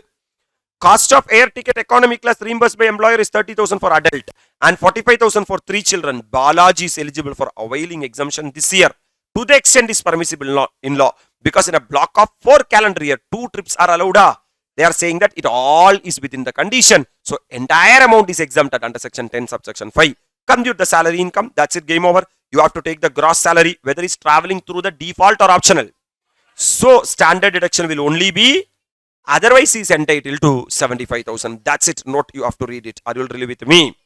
Coming to illustration number 2, and this question is a MTP October 21 question. You are required to compute the income from salary of Mr. Raja under default tax regime. They themselves said that it is default. From the following particulars for the year ending 31/3/2025. He retired on 31/12/2024. That means he has worked for 9 months. Are you really with me? So this is how you have to take on the things, man. 9 months is pre-retirement and 3 months is post-retirement. Year ended 31/3/2025 at the age of 60. After putting 25 years and 9 months of service from a private company at Delhi. That means he's not a government employee, he's a non-government employee. He was paid salary of 25,000 per month. That means 25,000 into 9 will be the salary. Correct? So 25,000 into 9 comes to 2,25,000 will be the salary, basic salary, comfortable. And HRA 6,000 per month. So 6,000 into 9 comes to 54,000 will be the HRA. But HRA will be available only under the optional tax regime. But this guy is traveling through the. So don't apply the provision of 1013A. Are you able to place it? He paid rent of 6,500 per month. No deduction. Done. On retirement, he was paid a gratuity of 3,50,000. Have you got gratuity? Yeah. 1010 provisions will be applicable. That will be applicable under both the regime. He was covered by POGA and he has not received any other gratuity at any point of time earlier other than this gratuity. Means still the statute limit of 20 lakhs will be. So we have to apply the provisions for finding out the gratuity. Easier. Actual gratuity received is 3,50,000 is the actual gratuity received. Least of the 3. Statute limit of. There is no reduction because of the earlier receipt. Number 2 is what? Actual gratuity received is 3,50,000. Comfortable? Number 3 is 15 by 26 into last drawn salary into completed year of service. 15 by 26 is Sunday effect. Correct? Into, sir, what is the last month salary? 25,000 is the last drawn salary, because salary means basic salary plus DA. Whether that DA is forming part or not. But DA has not been given in the... That's why I am taking only 25,000. Comfortable? Into how much completed year? 25 and in excess of 6 months should be treated as 1 year. So 26 years. Comfortable? So 25,000 into 15 by 26 into, sir, 26 comes to 3,75,000. But least of the three is, so nothing, no gratuity will be taxable. Actually, employer cheated, because he is supposed to give gratuity of 3 lakh, but he gave only a gratuity of 3,50,000. So nothing will be taxable. Gratuity should be nil. Are you able to appreciate? Coming to the next point, man. He had accumulated leave of how many days per annum during the period of his service? Sir, how many completed year? 25 years. So 25 years into 15 days. Correct? How much days leave accumulation are there? 375 days leave accumulation are there. Correct? This was encashed by him at the time of retirement. Only at the time of retirement he encashed, not year on year. If it is year on year, it is fully taxable. A sum of 3,15,000 was received by him in this regard. So he got leave salary of 3,15,000. Employer allowed how many days leave? Yes, because cash equivalent of leave credit calculated at the rate of 30 days per annum. 30 days per annum is allowed. Are you all with me? So the leave credit is equal to 375 days. Because accumulated leaves of 15 days per annum. So my dear lovable students, I am calculating the leave salary. You tell me what is the actual leave salary received. 3,15,000 is the actual leave salary received. Correct? Let's say, sir, least of the 4. Number 1, statute limit of 25 lakh. Number 2, actual leave salary received 3 lakh. Last 10 months salary. Sir, there is a definition for salary. Basic salary plus DA provided in terms of employment plus commission as a fixed percentage of only basic salary is there. Nothing more is there. What is the basic salary? So 25,000 into 10 comes to, but every year 15 days leave has been accumulated. That means how many completed year? 25 years. So 375 days. So 375 divided by 30 days means 12.5 months leave credit are there. Correct? For last 10 months, 2,50,000. Now 1 month, 25,000. So cash equivalent of what credit? Calculated at the rate of 30 days per annum for every completed year of service. Am I right, sir? My dear lovable students, then 25,000 into 12.5 months comes to 3,12,000. You have to see the least. 2,50,000 is the least. Correct? So 3,15,000 minus 2,50,000 comes to 65,000 is the taxable leave salary. 65,000 is the taxable leave salary. Are you able to appreciate? Coming to the next one, man. He is receiving 5,000 as pension. Fine. On 1/2/2025, commuted how much percent of his pension? And received 3 lakh as his what pension? Commuted pension. Comfortable? So classified into 2 category, man. Commuted pension and uncommuted pension. Are you all really with me? Actual commuted pension received is how much lakh? 3 lakh. Let's say, sir, is he getting gratuity? Yes, just now we saw that he is having gratuity. Then 1/3 of the total pension. This 3 lakh is 60%. Up 3 lakh divided by 60% means 5 lakh is the total pension. 5 lakh into 1/3 1/2 1/3 comes to 1,66,667. Comfortable? Then 1,33,333 is the taxable pension. Comfortable? My dear lovable students, when he retired on December he retired. Then you are having 3 months. One is Jan, then February and March. For Jan, 5,000 rupees uncommuted pension will come. Correct? For February and March, 5,000 into 40% will come because 60% already commuted. Remaining balance only 40% is there. For how much month? 2 months. Clarity? So 5,000 into 40% into 2 comes to 4,000 rupees. Then 5,000 plus 4,000 comes to, sir, 9,000 plus 1,33,333 comes to 1,37,333 is the taxable Total pension. Look at here, man. 1,33,333 separately for commuter pension and 9,000 for uncommuted pension. Able to appreciate? I'm continuing with the question, man. Is there any other point? I'm checking. Yes. Company presented him a gift voucher of what? 5,000. Amount does not exceed. Fully exempted. His colleagues also gifted him a mobile phone worth 50,000. Colleague and the employee does not have employer-employee relationship. Such income will not be taxable under salary. It may taxable under IFOS. For that, this should be a capital asset. Mobile phone is not a capital asset. Hence, it will even not taxable under IFOS also. From their own contribution, so nothing will be taxable. Gift voucher, since does not exceed 5,000, nothing will be taxable. Mobile phone, it is not a capital asset and there is no employer-employee relationship. Neither taxable under salary nor taxable under IFOS. Nothing will be taxable. So, gross salary will be this much. Is he traveling through default tax regime? Standard deduction will be, and there is no question of entertainment allowance and the professional tax. You will get the taxable salary. Are you able to appreciate or understand? Are you able to apply to the discussion what we have made?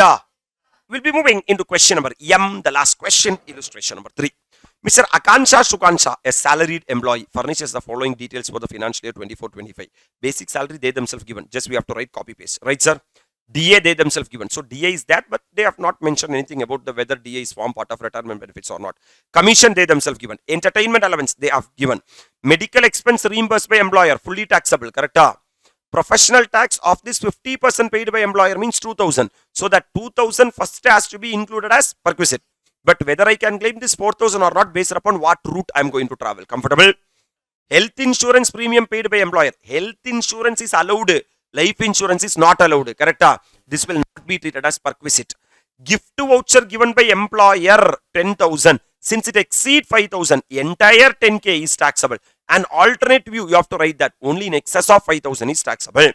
Life insurance premium of Akansha. This is 17 subsection 2 class 5. Just now we discussed it will be treated as perquisite.